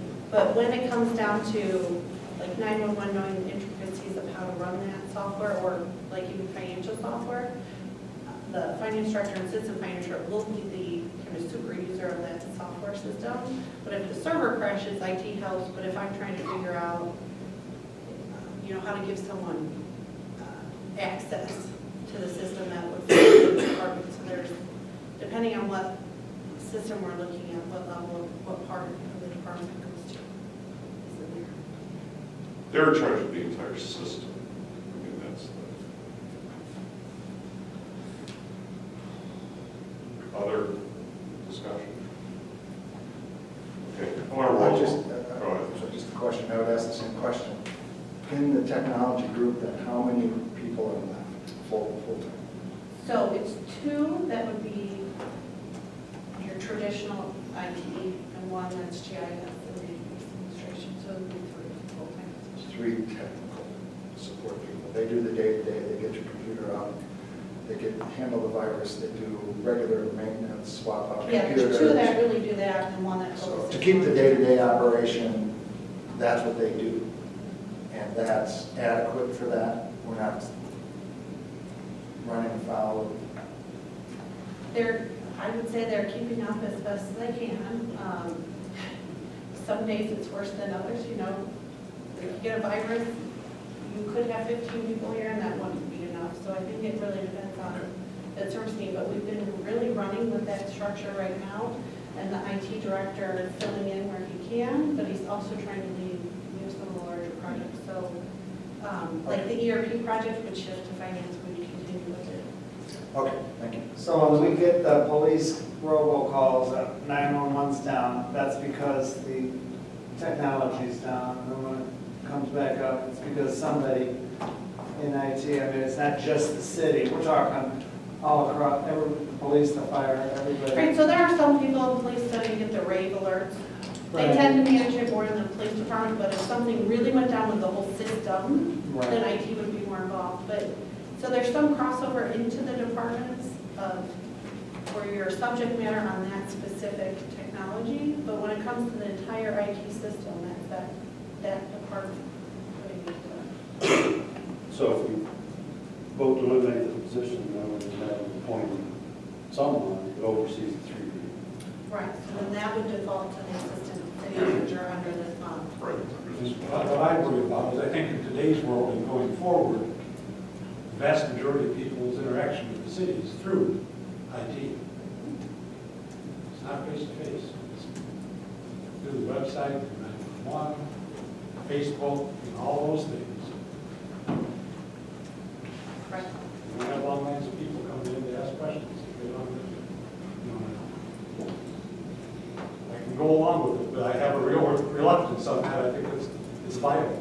Well, let's see how it shakes out. Other discussion. All right, I'm going to ask for a roll call on this one. Karasinski, Yes. Neely, Parker, Yes. Parch, No. Pettle,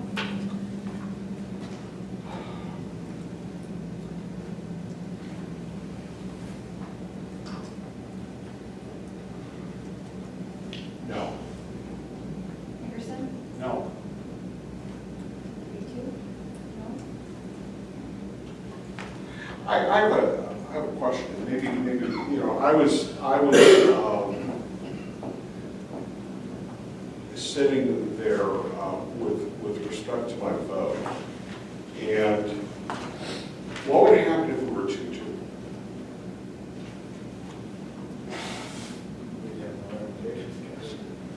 Or you would tell them it's 2-2, right? I mean, in the past, we've actually told them to vote. I was saying, I think last year I had it listed for each Yeah, one. I think that it's helpful to them as to what you want is and what's 3-2 and so forth. That's a value, I think.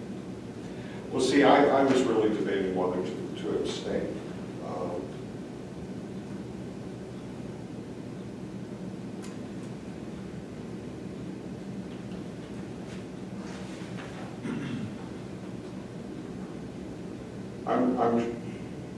Here's what I'm trying to figure out. I'm trying to figure out whether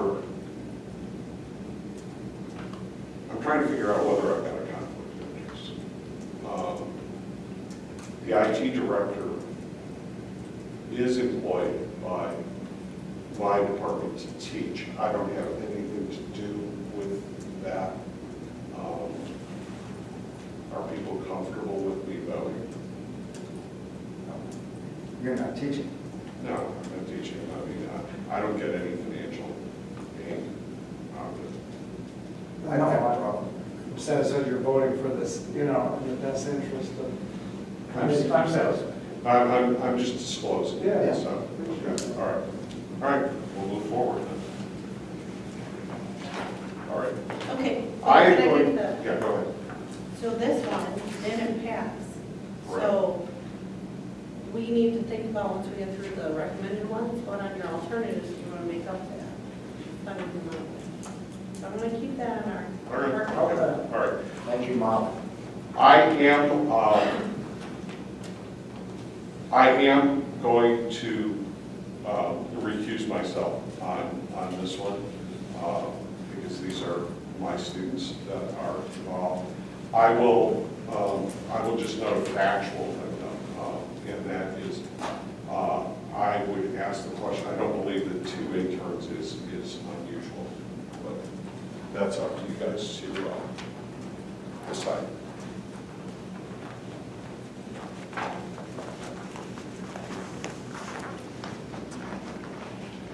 How many interns are there? So we have 2 of the management MBA student interns. This would be one of them. And actually, this doesn't go into effect until the end of May, because they're both through May, so it coincides with the school schedule.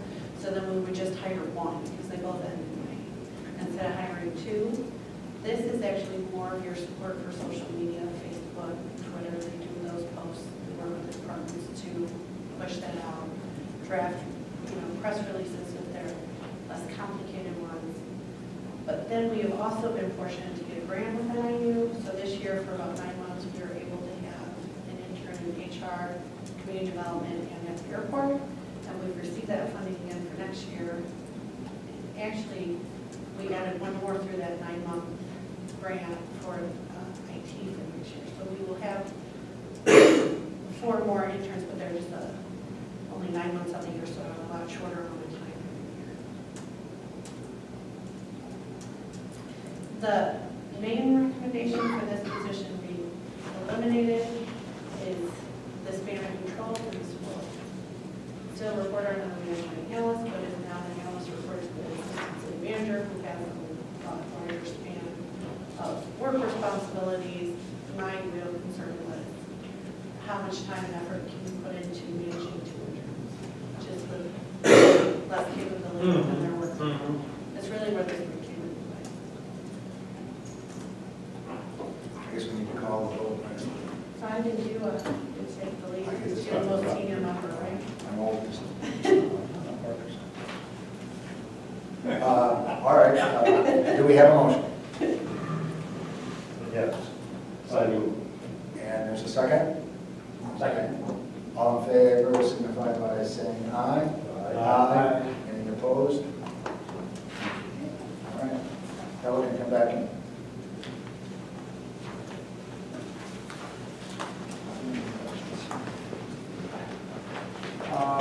Let me just ask, there's another thing on interns, but that's not related to, was on, oh, I don't know, we'll get to them, never mind. I don't remember which one. Yeah. Okay, the next item is item 10. Did we want to just take a We break? could for take a minute. Yeah, why don't we do Yeah, that? let's Let's take take a a minute. Right back. Yeah. And Mike can catch up. Okay. Okay. Call the meeting back to order and continue with item 10, CMO legislative community development training. This actually isn't all training, the majority of it is from the community, city manager's office in training, but it was things that I think can, well, they'll get readjusted basically, because the HR director would go to like HR conferences, but so did the assistant city manager, so I took it out of the city manager's budget right now, we can only check, we'll move it there, but it'll only be one person attending the conference instead of two. And then we took some of the training away for the interns and the management analysts. They were duplicating trainings of the, So you really eliminated duplication, is that what you did? yeah, we tried to make it so one person goes and one person goes to a different one. All right, okay. And then if you, it wasn't all training, there's some things, you know, we went through each line, trimmed a little bit. All right, motion to approve? So moved. Second. All those in favor say aye. Aye. Opposed? Abstentions? Eliminate tuition reimbursement program.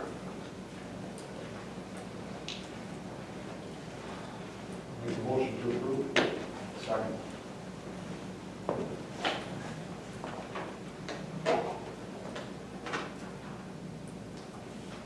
Discussion? This is for any city employee that has access to tuition reimbursement.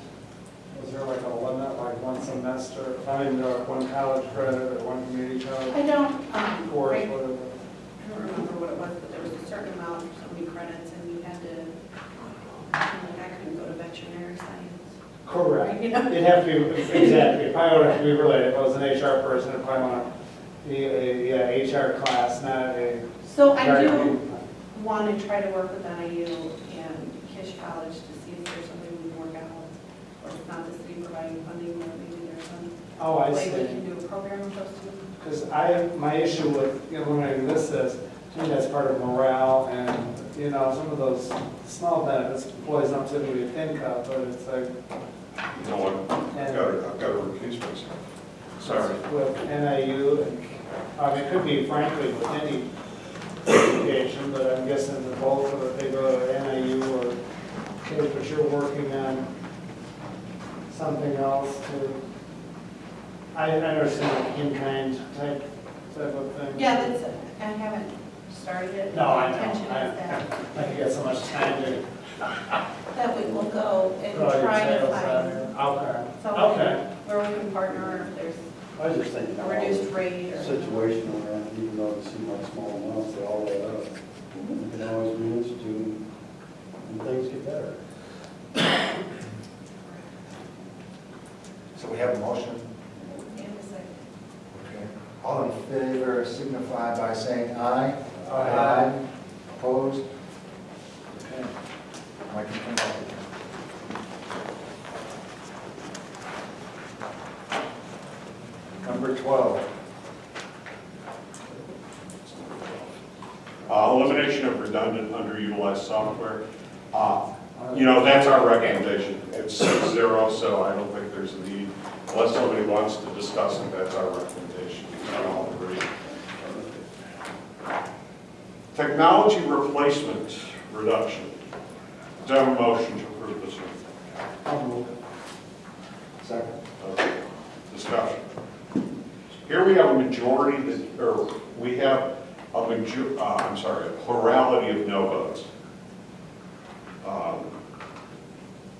So, we actually haven't started a technology replacement fund. We were going to, we put it in, we don't have one now.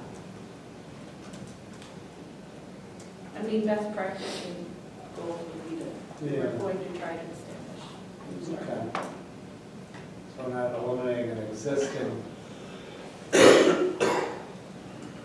So on what basis do you replace just your PCs and stuff? Through the IT budget, some of it is in there annually, so many laptops can be done each year. So it's not a really technology replacement fund where we could, You just do it through your operating budget.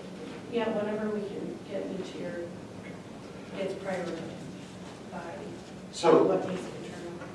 so really what, We're trying to make it more of an ideal. again, here's a case where I don't like I don't like the phrasing of the, I understand that it may be accurate. Basically, what you're doing is slow the pace of technology replacement. I mean, you might go one more year on a computer, Right. something like that. Yeah. I think, there are gradations. I replaced my laptop 2 years ago, but I kept my old one working because it was, somebody said, well, you must have a newer laptop, the one that I use, and I said, well, this one's, it's 10 years old. Yeah, it's 10 years old, which is a lot for a laptop, but it's minimally functional, so I, Right. but you never know. I mean, this stuff can go further, and as long as we have IT support, Correct. then Correct. that's gonna help. Any further discussion? Because of the 2-3-1, let's do a roll call on this one. Terrence. Yes. Neely. Parker. Yes. Parch. Yes. Kettle. Yes. Hickerson. Yes. Good. Number 14, secondary internet connection savings. Is that a good thing? No, somebody said no. So I'm not making fun of that. Yeah. Really? I said no. You're trying not. You said no? Because, Oh, that's A, fine. we just got the more favorable savings in 2018. It's an agreement with NIU, which I've talked about that, and frankly, at the end of the day, I know somebody said, is anybody going to say no to this savings? That's what I was referring to. Oh. That's what I was And I referring said, to. no, yeah, because we're talking $2,200, not $222,000. So that is that really, but I don't know. You've been giving us more insight, so share, is there something I'm not, or, I actually printed out when I did the survey, so like with the last one, I saw it said aging, not crashed. And it says, the city secured more favorable pricing on a secondary internet connection. Can that be a bad thing to have, especially $2,200? We're talking $200 a month, you know what I mean? But So it's on here because it was a pure contract savings. I mean, It's a price. we realized the benefit there typically. Yeah. Because it's in the IT budget, we would have looked to see, maybe we could have fixed a computer a year earlier or something. But Yeah. we put it in the package and all, This isn't eliminating it then, it's just the savings from the way that we're doing the secondary. yeah, but then, it's not part of IT's base budget going forward in the 5-year forecast anymore, right? So we're just lowering the IT budget by $2,200 because we got better pricing. Yeah, but it's still there, we just got better pricing. Okay.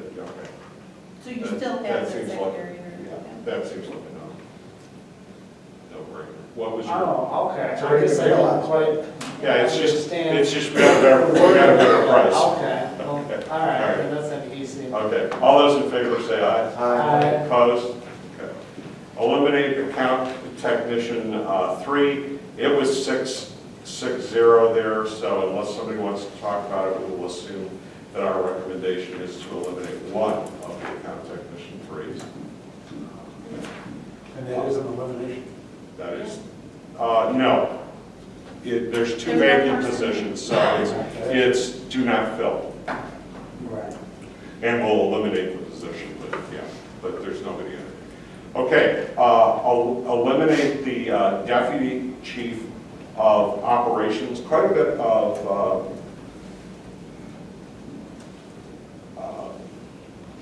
disagreement on this one. So do I have a motion to approve? Some of That's just a technicality. Okay, is there a second? Okay, so let's discuss. All the costs, so you know, based on this one comment, this is salary plus benefits in the general fund. So that's fully loaded. So it's not someone take away.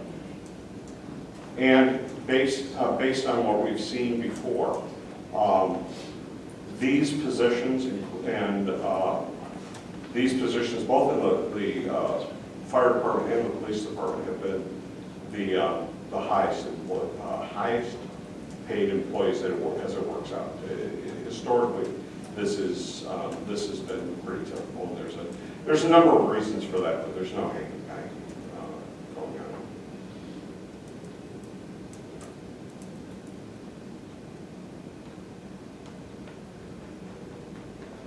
Do you want to comment, Chief? Well, we were given a task to cut a certain dollar amount. And this is really all I have left. You've already dived into the operational fund in previous years. We need about $350,000 to operate. That's it in a nutshell. I mean, our fuel bill is $60,000. So we got to have the 350. So really all I have left is an admin slot and in boots on the ground, you know, and we have, our call load is only going up. We're training right now 400 to 600 calls up this year alone. So you're going to have, this is all I got to cut. So it's not optimal. Our operation is $11.5 million. You do need some oversight on $11.5 million. I mean, we have 57 employees and $11.5 million operation. We manage all our own equipment, all our own fleet, all our stations, you know, so that's all I got left to cut. What are the implications from your perspective of the cut? Well, currently you have 3 administrative chiefs who handle basically the stations, the vehicles, and the personnel. And also handle the 24-hour call rotation after hours that takes care of all after-hours code enforcement. So we're the after-hours code enforcement personnel of the city right now. All right, and now, be a little bit more precise here. You've got what positions are you including in those 3? So the fire chief, Yes? fire chief of operations, and the deputy chief of training. Okay, so in this particular case, you would retain 2 of the 3. Correct. And therefore, your coverage, in theory, would be every other night. Correct. One of those Would be on call. officers would be on call. Okay. Yeah, then you're gonna be more reactive than proactive. And that's what the memo And I says. realize that's, yeah. Instead of having somebody who's out in the public every day dealing with people and dealing with, you're gonna take care of the operation, and that's it. Right. You're not gonna be out there, you know. But that's where we're at right now. We don't have another option. Now- If you're gonna take that much money from the fire department. This position, do I remember correctly, it will be vacant as of soon? Or is this? Well, this- somebody will have to leave for it to be vacant. Oh, right, okay, so what, I'm sorry, go ahead. It'll be filled through attrition, or it'll be eliminated through attrition. But this person and the current deputy chief of operations is not the position that's attrition. Okay, then how do you come up, if that's not the person, then how do you come up with $196,000 savings? Through other positions in administration. So one of the other positions will have an attrition That is expected. that is expected. Okay, If that expected attrition does not occur, this is a filled position, there will be an elimination of a person in that position. okay. So there's another position that will give you the $176,681 through attrition. And so the person will not be eliminated, but they will be reassigned. Okay. So So some restructuring happening here, these are job duties Correct. when that occurs. But like I say, if you do this model, the person is going to be running the operation. Your fire chief is going to be also running the operation entirely. Everything. It can be done, but you can't expect them to be out in the public and sitting in meetings all day long, and just, that's the way it's going to have to be. Eric, what does it mean to run the operation? What, you say you won't be out in the public. What would the activities be? I mean, what's the opportunity cost? The opportunity cost is that you won't be out in the public. What would the person be doing? They're going to be in the station running the operation. And right now, the deputy chief of operations runs the operation. But they run it for all the stations, right? Right, but you got to remember, there's 50 pieces of apparatus, there's 57 personnel, and all the Right. problems that those. No, I understand. That's what the person does. The fire chief will also be doing that. So besides the fire chief's duties, that person will also be taking care of the day-to-day operation. Okay. And so the fire chief will be the one that filling the duties of the position will fall upon? Correct. And it will not fall on other people to do the operations There's only 3 non-union personnel in the organization. right now? Correct. So And there this would would be make 2. 2? Okay. So some of And those duties will fall on that person, yes. So You'll split them, I'm sorry. you'll split them with the deputy- other deputy chief? Well, the deputy chief of training has a set job function Correct. that has to be maintained. So he may absorb a few duties, but the majority of the duties are going to be absorbed by the fire chief. Okay. Who is excellent with my dad. Okay. Other questions or comments? Just in general, again, I'd ask the question about looking at other organizations and other communities and what they are structured like. Does this put us in a structure that is similar or dissimilar? Have you seen other organizations structured like this? Most our size are structured about like we are. We're actually getting down a little bit. I mean, obviously, if you look at our staffing level overall, our staffing level is lower than most towns. So this is not going to, assist in that at all. I mean, we're going to be putting it in a deficit, yes. It is a model that's been used in the city previously, correct? It's been used before, yes. Other questions? I want a roll call, please. Karazinski, Yes. Neely, Parker, Yes. Parch, No. Kettle, No. Higgerson, Yes. Passes 3-2. On to number 17, eliminate a firefighter.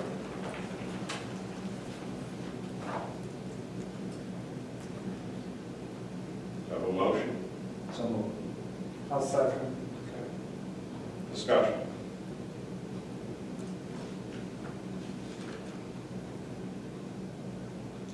Just a question. In reading the commentary about backfill using the department swing shift personnel to maintain shift staffing of 13, is that something it can affect immediately? Well, you were on the council back when we enacted this, Yep. and we've seen overtime drop. Yep. So you're gonna see overtime rise. I mean, it's just a fact. There's no way you can staff 13 every day with less people. Okay. And Is Can the it be overtime increase in here? I was calling it the overhire, which is Oh, the overhire, okay. Q19. so it's built in. You're gonna have to diligently staff with a swing shift, but there will be a cost increase in overtime. So don't expect overtime to drop Right. by doing this. There was one comment made, and it says, what are the 3 worst inefficient work rules or contract rules? And I think the idea here is, are the work rules, understanding most of that is labor negotiations, but are there work rules that are inefficient that would be helpful to address some of these costs? I don't think we can really discuss that right now. It's a contractual item. I don't think this is a private place to discuss that.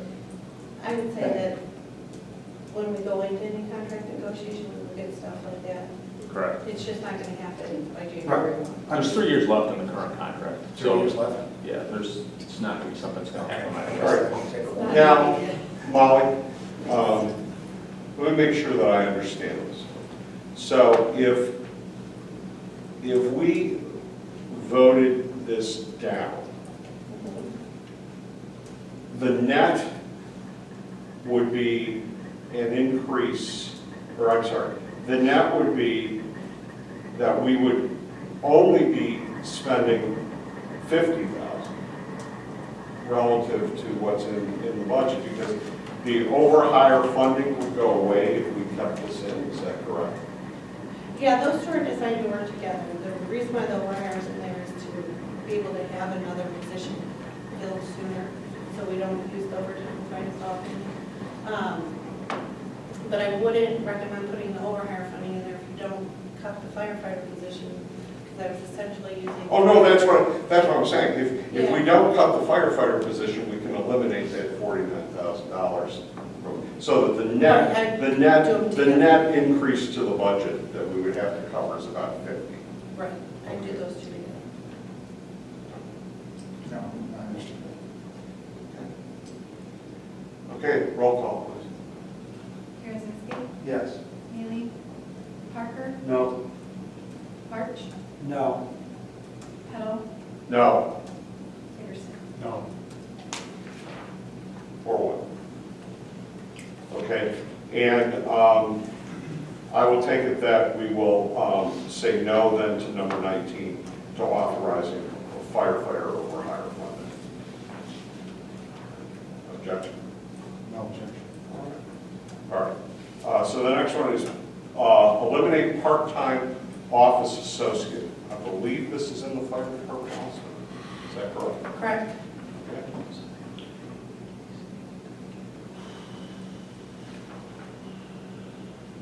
Do I have a motion?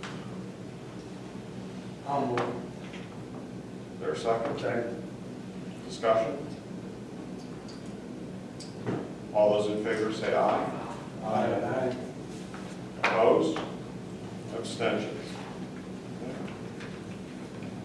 Okay. Eliminate 2, this is number 20, eliminate 2 police officers through attrition. There are 3 officers are retiring in January of 2019, are on payroll, and have already been removed from active service.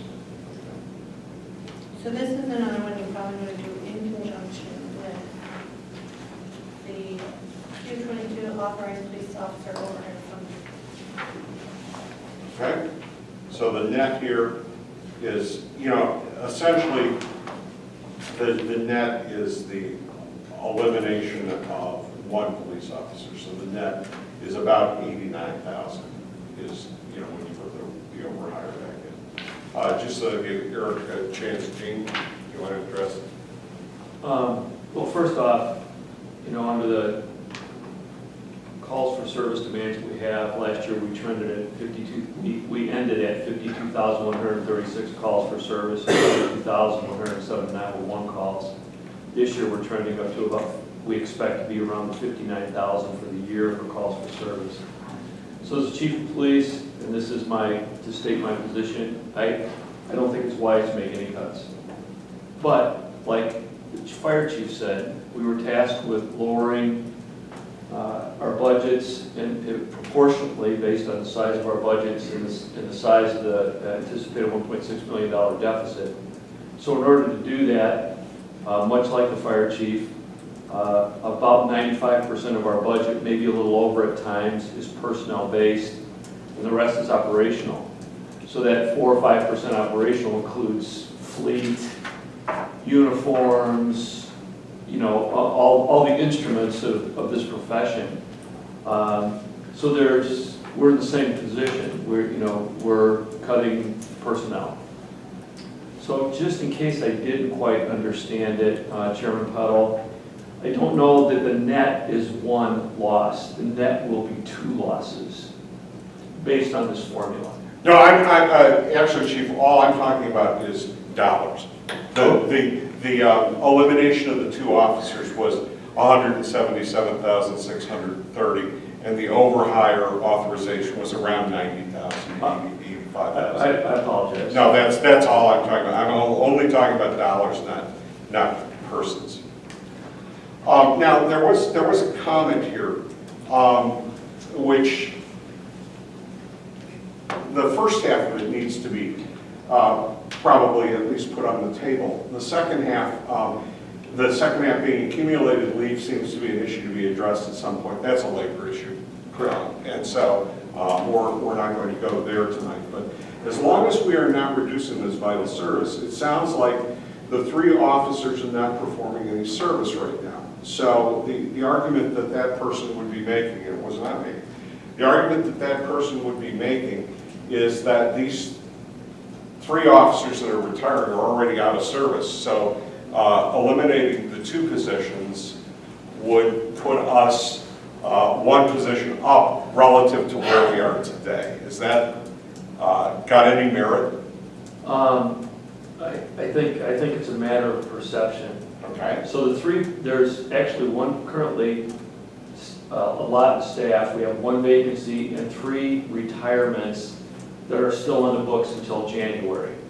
But they're not in active service, according to They are not in active service, but that puts us down 4 police officers. Okay. Aside from that, currently we have 3 people out on FMLA and 1 out on injured on duty. So technically, we're down 8 officers right now. Okay. So we have methodologies where we compensate for that, up to and including our command positions going out into the street and performing street-level functions. In the scenario for Q20 and Q21, they almost have to be looked at together. So in order to meet the financial goal set for us to reduce our budget, we had to hit personnel. The elimination of 2 officers will come through attrition, not, I think, focusing on the 3 positions that are retirements pending being off the books in January is a little bit of a misleading perception. So eliminating 2 police positions would be planned through attrition in the command level structure. A retirement potential and the potential to promote from within, which would occur in fiscal year 19. That ties into Q20 and Q21. So the absorption of this cut doesn't impact boots on the ground on the operational perspective for who's on the street doing what. It will ultimately reduce the size of the command structure. Does that make sense? I think so. I think so. That's how it's planned. If I could restate that, Chief. Sure. So if you look at the org chart, the boots on the ground, all the first level officers, those numbers effectively will stay the same on the org chart as the number of positions you have. And the long-term eliminations come up above in the command, in the supervisory. Correct. Okay. And is that 2 positions? Will it be 2 positions that are effectively eliminated in total? It would be 2 bodies, which would take the organizational chart from 65 sworn, as it is right now, 69 sworn police officers, from the newest hired police officer to me, down to 63. So those 2 positions that are eliminated would be from the command staff level. So, no, 1 will be the command staff, the other will be an officer position, because it's 2 officers, but then we reduce down a commander position to the officer. The mechanism to get there, Molly's Yeah, will right. be through the attrition. Yeah. But the position, if you look position without considering where things get attrition, like you're going, right now we have 4 commanders, it goes to 3 commanders. That'll occur by June, so that's a mid-year change. And you have 2 police officers that go down immediately in January, but if you put the overhire, and that commander position actually gets changed into a police officer position, the net change is 1 police officer position will be, so you're going from 65 sworn, losing 1 commander and 1 police officer position. The offset to that is this overhire mechanism, right? So those 3 positions that we talked about there are retirement, not on the street since August. If you put in funding for overhire, right now, we don't begin hiring for police and fire until we know someone's separated from the city. So if they had chosen to take separation payments instead of using the time and left in August, we would be talking to police right now about how to hire and get someone on the street sooner. That, like hiring practice and what we're doing with police and fire, doesn't occur until they separate from that vacant position. So those 3 that effectively are not on the street since August, they vacate their positions in January. We are not filling them, those positions. With this recommendation, I take one of those positions out immediately and it stays gone. Then another one I take out partially because we're going to use the commander position, attrition later to then refill it. But because we can overhire, we can actually start hiring for that police officer in January in anticipation of that commander position being attrition out in the middle of the year. What that overhire funding does is allows us to start the hiring process for police and fire sooner. So for police, an average day for hiring a new officer was 226 days. For the hiring, then they go to training, 98 days, field training, 84 days, and we have a significant amount of time from when we say, yes, go out and hire. So from the point in time where we say to chief, we can go and hire, that will start in January, not August. You have a significant amount of days before someone is boots on the ground can go and control on their own. If we do the overhire, we could have started in August because we know they're all separated in January, right? And started that process sooner. So we're going from 65 sworn to 63 sworn in this reduction plan. But with the intention of trying to keep more people in a position sooner, right? If we start the hiring process sooner, to keep people in a position for a longer amount of time, and shorten those points in time where they're not on the street.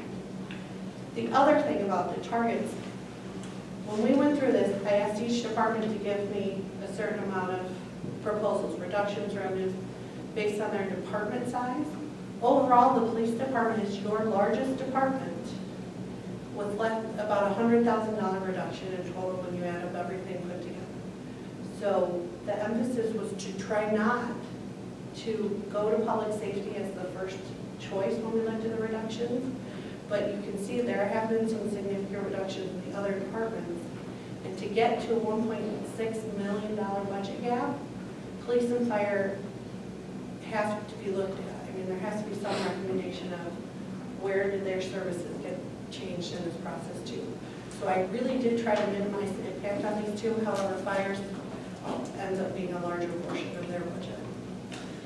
Chief, I have in the back of my mind, and I know that we've talked about this, as a home rule jurisdiction, we have advantages when it comes to hiring police officers with experience. Am I remembering this correctly? Yes. Can you tell me about that again?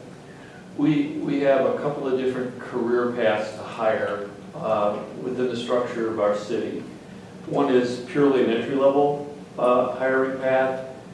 Another is what we call a lateral or certified path.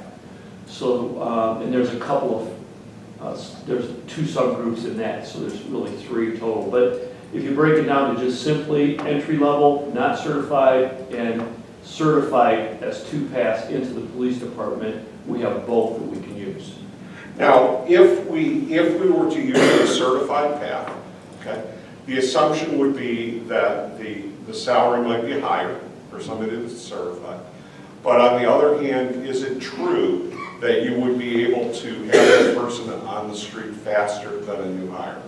It is true, and that's really, over the last several hires, that's the path we have taken because of the significant delay in, from hiring to the time that someone's street ready. And so the figures that you were giving are assuming a new. Yeah, so it's 408 days in total for a new hire. Okay, all right. But that can be reduced if we do a lateral, but there's still a significant lag if we don't actually start the formal process in either scenario to January versus if we can start in August. Now, I don't know how this works, so you gotta help me. Do we have a list already? Currently, HR's, Human Resources is working on an entry-level list, so we do not have a list at this time for entry-level. Without certification, we have an active, ongoing process for certified positions. Okay. So you've already done all the exams and things, and they're working on the list, or we still need to do? Well, we use the National Testing Network Okay. to do All right. our searches, or to do our initial screening of candidates. So that for entry level without a certification is in the process of being set up, and Okay, the time period is, I hope, will be posted next week. okay, sounds good. Other questions, comments, requests for information? Okay. Let's roll call this one. Oh, before we do that, the assumption that I'm going to make is that if you vote to eliminate, I'm going to assume that is a vote for the overhire. And if you vote not to eliminate, that's a vote to eliminate the overhire item. Okay, everybody clear on that? Okay, roll call, please. Tarasinski, Yes. Neely, Parker, Yes. Parch, Yes. Pettle, Yes. Hickerson. Yes.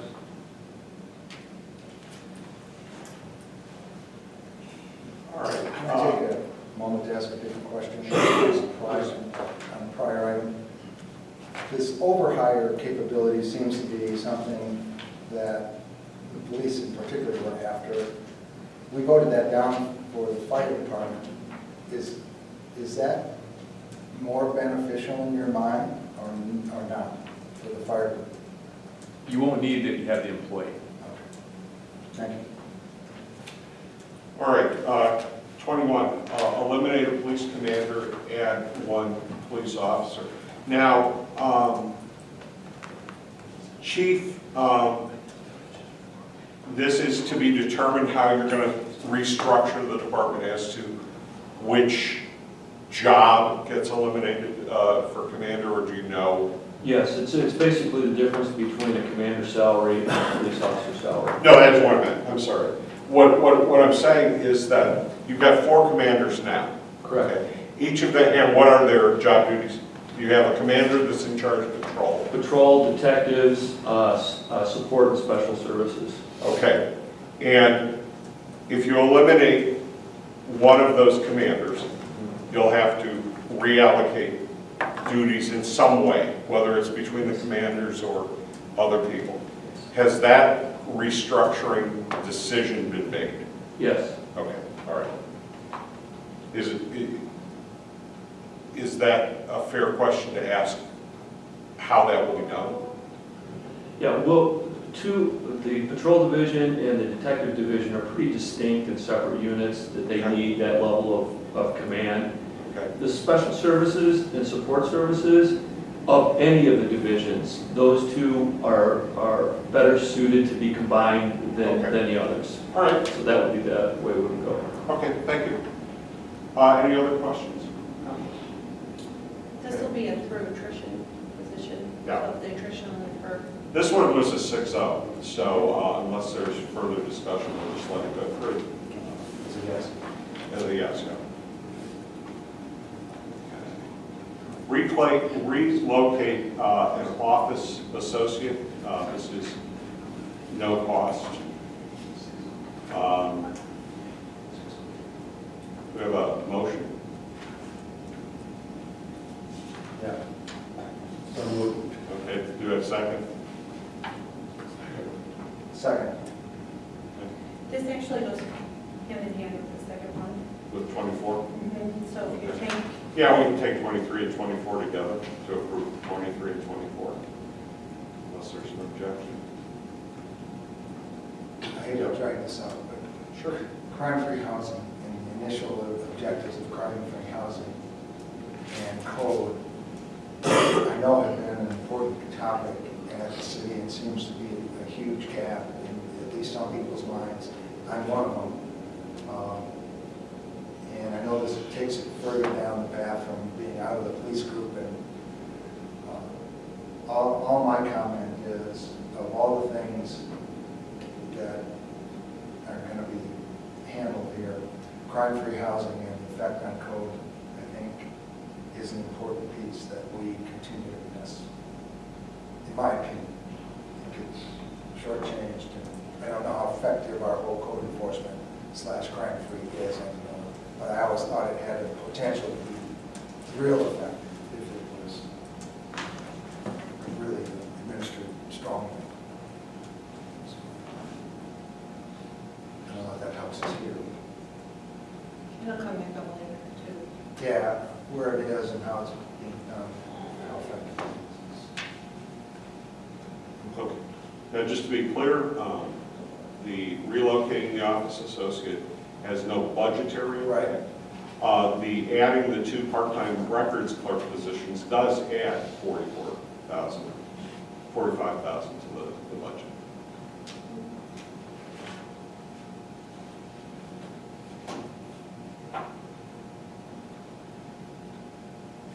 Questions?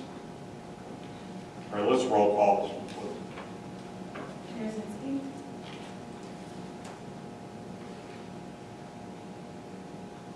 So this recommendation is to put those 2 in, so we're voting to For- add the 44,000, Correct. right? And that's the recommendation of the chief, as necessary to maintain the records, which is offset, has been offset already? Because that offset's not in here, or am I not looking at it? But there really isn't an offset for it. The offset is, we're not paying the full-time position in police anymore, it moves to community development because there's a need there as well. So there isn't really an offset expenditure one for one. These 2 So items these are an add, addition, it's a straight addition. Someone in administration decided that the original position needed to be overridden because of crime-free housing. Correct. To put that program all in one place. Okay, I understand.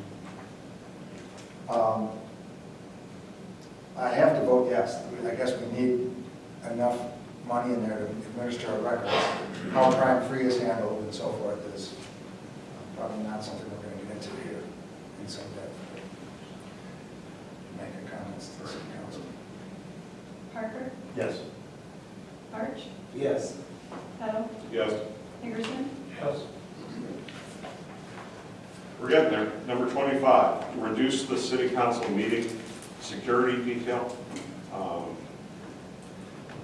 I think that there is a representative of the police department that attends every meeting, and it's not the chief, is that correct? Yes, sir.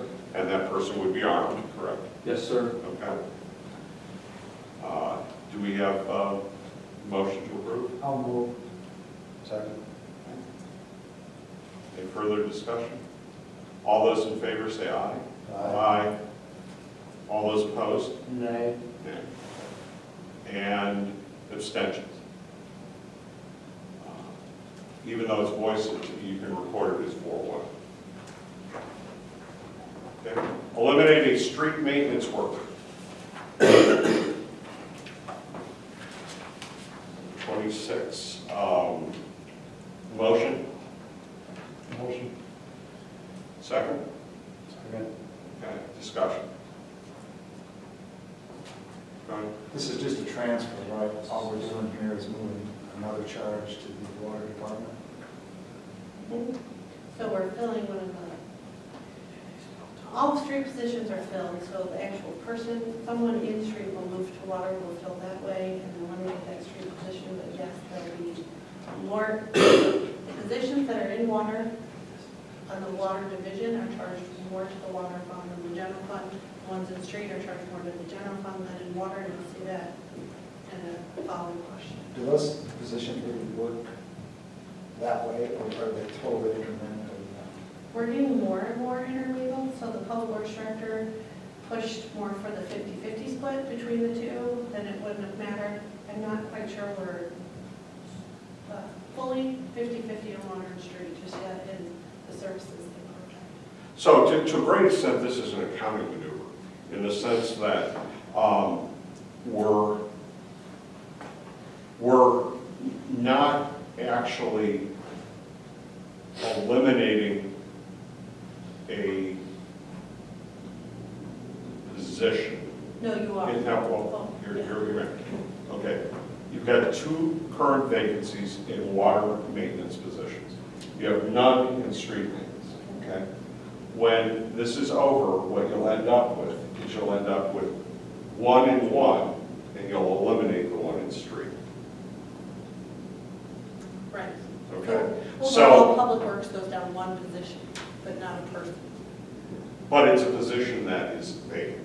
Correct.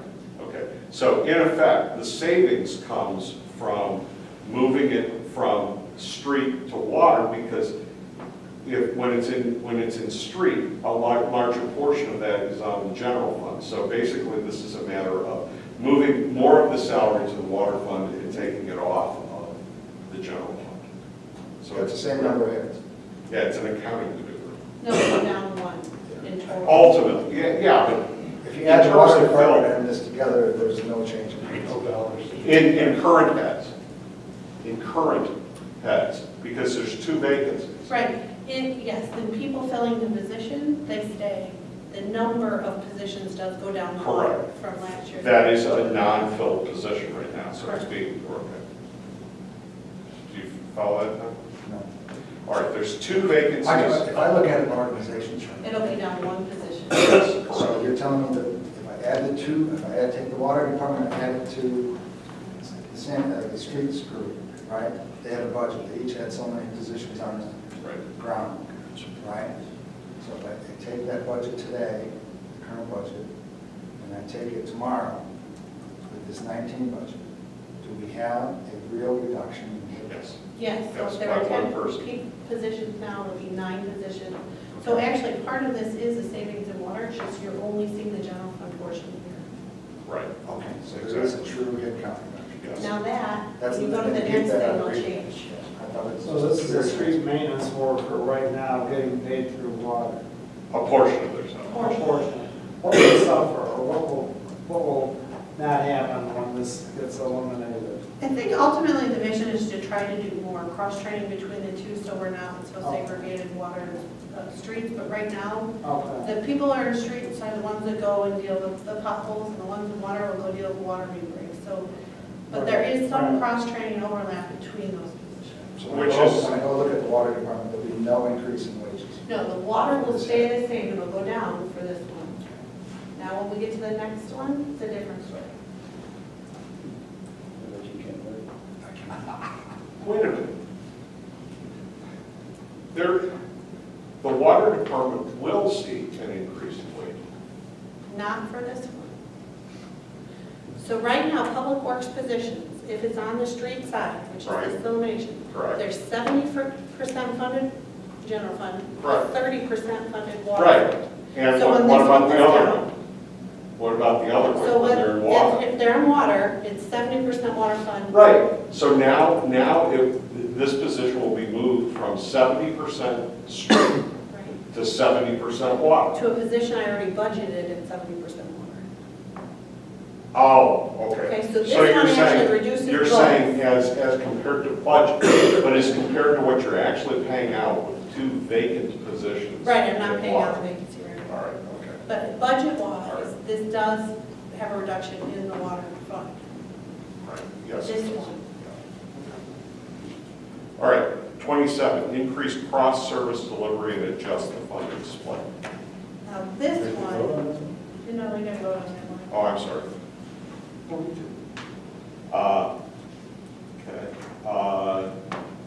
let's see here, sorry.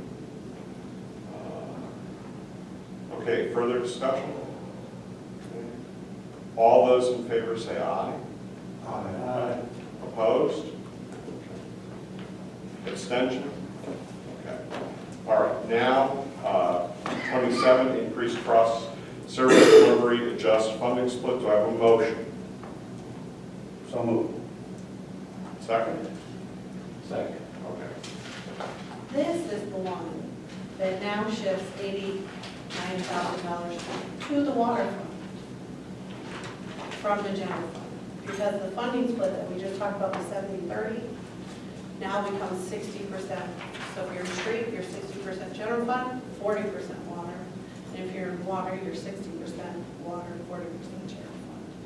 So the net shift to the water fund is this $89,000. So it's a decrease to general fund, water fund sees an increase in expenditure. So this Overall, is we're saving zero. citywide. Citywide, That's correct. right. Goes from 70-30 to 60-40. So 10% of the street positions gets picked up by water, an additional, and those that were primarily water but also street, an extra 10% gets picked up by street, and it nets out so that you're shifting dollars from the general fund, from streets to the water fund. Okay. All those in favor say aye. Aye. Opposed? I think we've shifted a tremendous amount of cost over the years to the water division.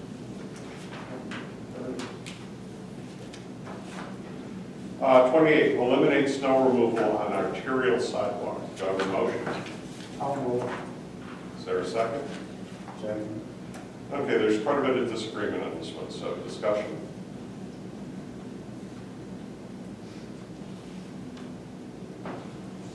We say arterial, you're talking about primary streets like First Street? Or are you talking about, because the next one deals with the business This streets. one's Lincoln Avenue. I'm sorry, Lincoln Avenue. But isn't it also Yeah, in Sycamore Like Road? Fourth Street. Sycamore Road. Um, It's opening up the sidewalks at the ends and cabs.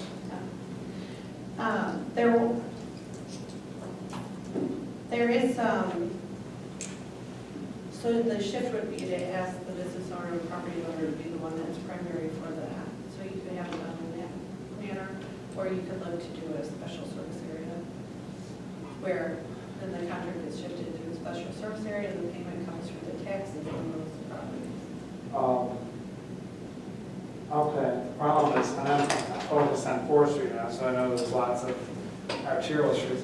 I've witnessed people walking on Fourth Street because the businesses aren't out there doing their thing. So then my question is there fines or penalties for that? Because you're supposed to be following that. To me, that I always look at how dangerous. It reminds me of when I used to commute from Rockford and seeing people on South 7th Street walking in the street with a paper, with a brown bag from their grocery store, all covered, you know what I mean?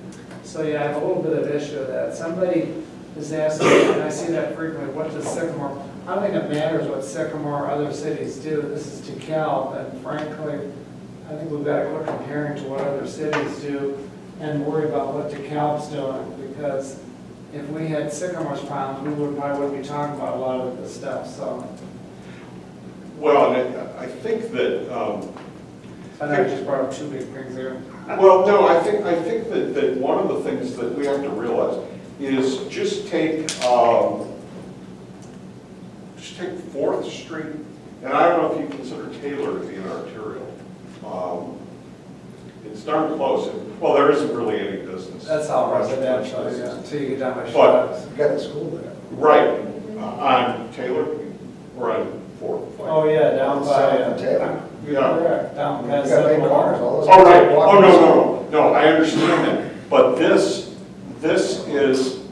is primarily an issue, I don't think, in fact, I know this is not the case, because we had to go out and do it, because Habitat for Humanity owns a lot on First Street. We used to have to go and shovel it, right away. But the point that I was going to make is exactly the one you're making, that these areas, a lot of these involve schools. 4th Street has got, Huntley and Founders, is that the right name? It's Founders. Yeah. And then Taylor has got both Lincoln and, what's the one? No, there's another one. Jefferson. Tyler. Tyler. So you've got three. Second Street, that's got, I don't know if you're covering those today.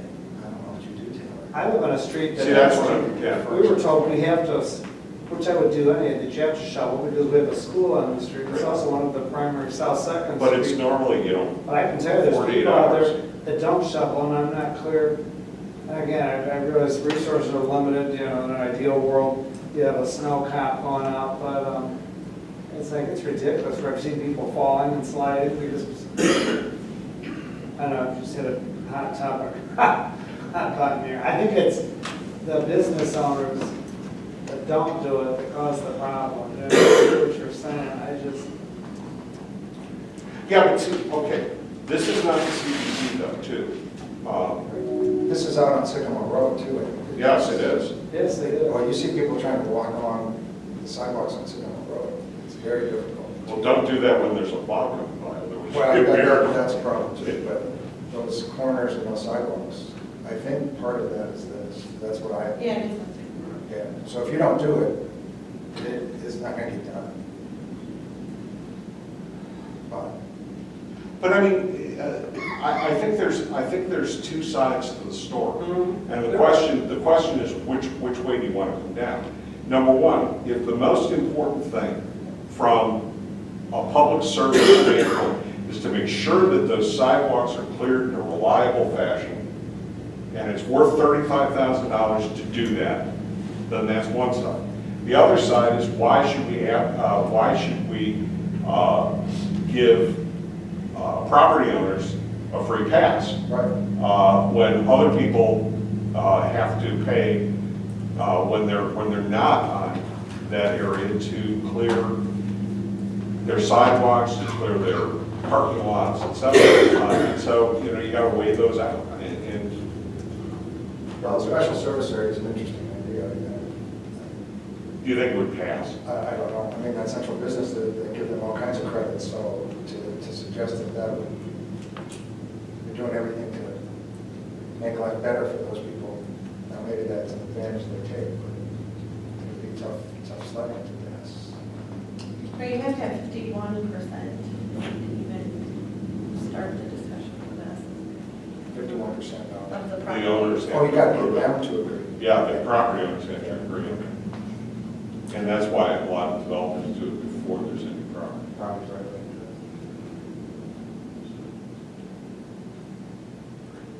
There's having to be a push. We're distributing paint here, we need to distribute it to everybody.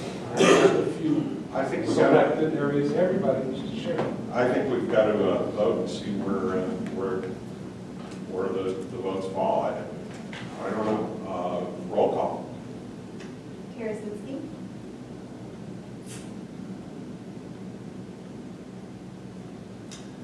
Yes. So it's just 28.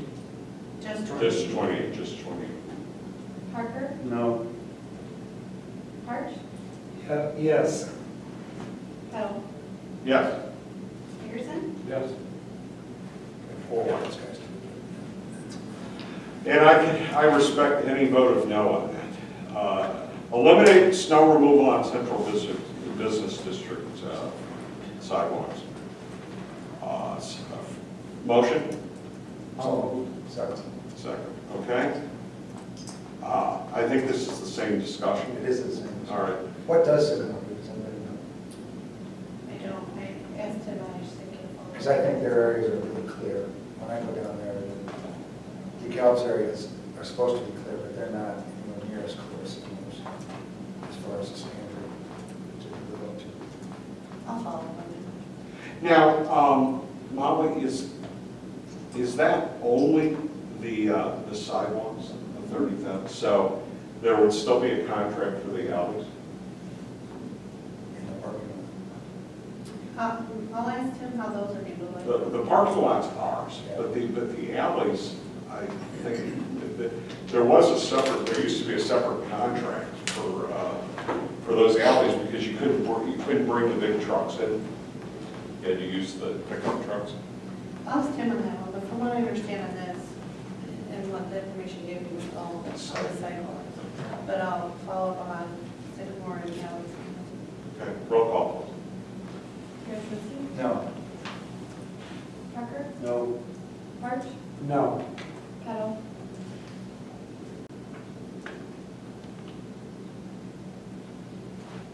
Yes.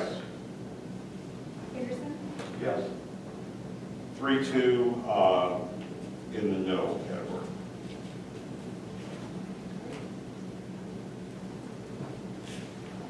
Number 30, administrative assistant reduction. This was unanimous unless there's a reason to discuss it. We'll just accept that.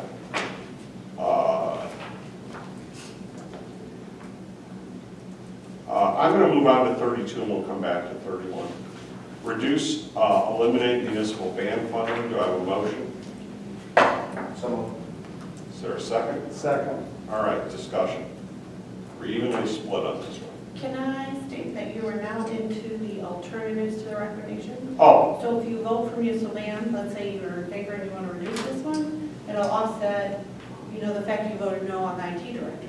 now where, we're $176,000 in the hole, I'm right? going to add it up right now. Thank you. 211,507. So we're 211. 211. Where's the whole 211? That's what you're saying? that's the firefighter The IT director. and the IT director, right? Those are And the the, central business districts, I believe. okay. All right. So, does it start with 32 or 31? Starts with 32. 31 is on, Okay. Prioritization. All right, okay. but that's this fine. one is just listed a little differently because I gave multiple options. Right, okay. All right, so 32. You know what, so 32, 33, 34, 35, oh boy, there's more than I thought. All right, so we need to try to move through this. All right, so the goal is to come up with somewhere around $220,000 in plan. So, go ahead. I'd also state the FAC recommendation on the property tax levy filled $290,000 of the hole. So if you still, I know you said you want to come back and talk about the tax levy, but if you still want to go with your recommendation where we did the offsetting, that actually would cover the amount. You just have no votes. So you would be back to balance. What do you want to do? That's the easy way out. Yeah. I'm providing you. Yeah, let's accept that and see what the council does, and then we can, We'll have another shot at this, right? All right, We've got a so, joint meeting. Well, we have October 24th. Right. You guys have one more meeting and then the joint. What's the date of that? October 24th. Oh, the 24th and the norm. November. hang it, I'm sick of it.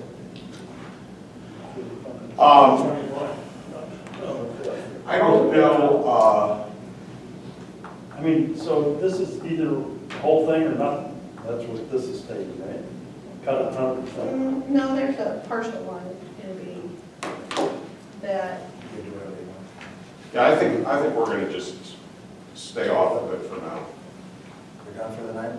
Well, no, I mean, we've got a couple things to do. Well, all the revenue stuff would be optional also, right? right. Okay, so we're off of that. So the only thing that we need to do is we need to look at the reorganization of crime-free and commercial property inspection programs, and if we want to revisit the tax levy, we can do that. So, I'll admit I was confused about this reorganization of crime. So I can go through. The first option is if you eliminate crime-free as a program, you get rid of the crime-free, well, the code compliance inspector that's a filled position would be a layoff. And there's a part-time building inspector position that's vacant, so that'd be the other part that goes away. That also means the revenue you receive for crime free goes away, which is about $195,000. So that takes this program and it's done. We're no longer doing crime free. You can do the reduced version, is you get rid of that code compliance position, but remember, we brought over the office assistant from police. There's a little bit more capacity there, but you're filling in a lower level, and you're assuming that the program continues, and the revenues that you charge are the same as we're charging now, even though the positions that are going to do the program change. So the interpretation here is that there was overwhelming support for option C as being the top option, and option A was the least supported option. And then the other two were pretty close together, but 1 and 4 were the most and the least preferred options. And one would be a revenue increase, or to charge for the commercial building inspection side of this. So you have your crime free, does the residential charge. We don't charge for the commercial building side right now, but they're also getting inspections.